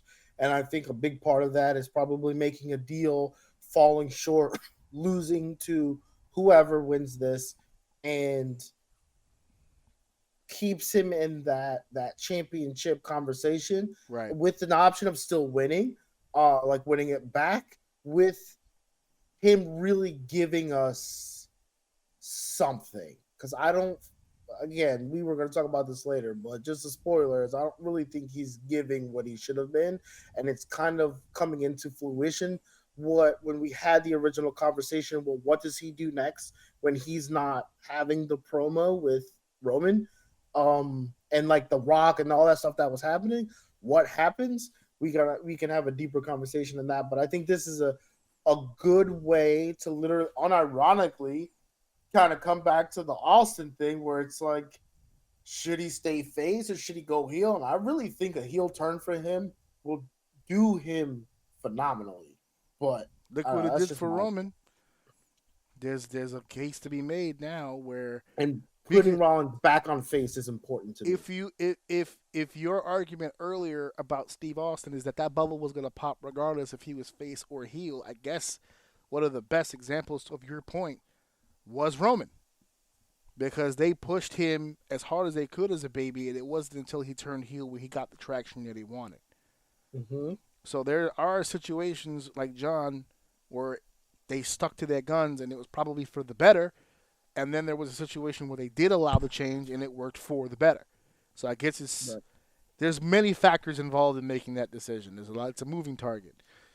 But it looks like one of us is going to be fucking surprised as fuck this Saturday at the Elimination Chamber. I will say this. I am excited about the Chamber, and I am excited about WrestleMania. But I'll have to admit, I'm not as excited about either as I was last year. Last year felt kind of special, to be honest with you. It's lightning in a bottle, man. And the thing that makes me scared is that they're trying to create lightning in a bottle. Yeah, whereas they caught it. Yeah, getting that vibe. And The Rock needs to be careful because he's doing what The Rock does, and he's getting very fucking cocky. And to be honest with you, he's getting sloppy. That last segment with the whole soul thing, you drugged me along way too fucking long. Yeah, he's getting repeating sloppy. yourself only to say soul. And I'm like, all right, is this Mortal Kombat? Like, what are we talking about here? Like, you lost me on that last one. He flip-flopped. He was a babyface 1 second, a nasty heel the next. He was all over the fucking map. On my OUM Minute video, I called him the Rambling Man. He just kept rambling about stuff over and over and over. Listen, let me tell you. What did fucking tell him? God damn it. It's been like 15 minutes.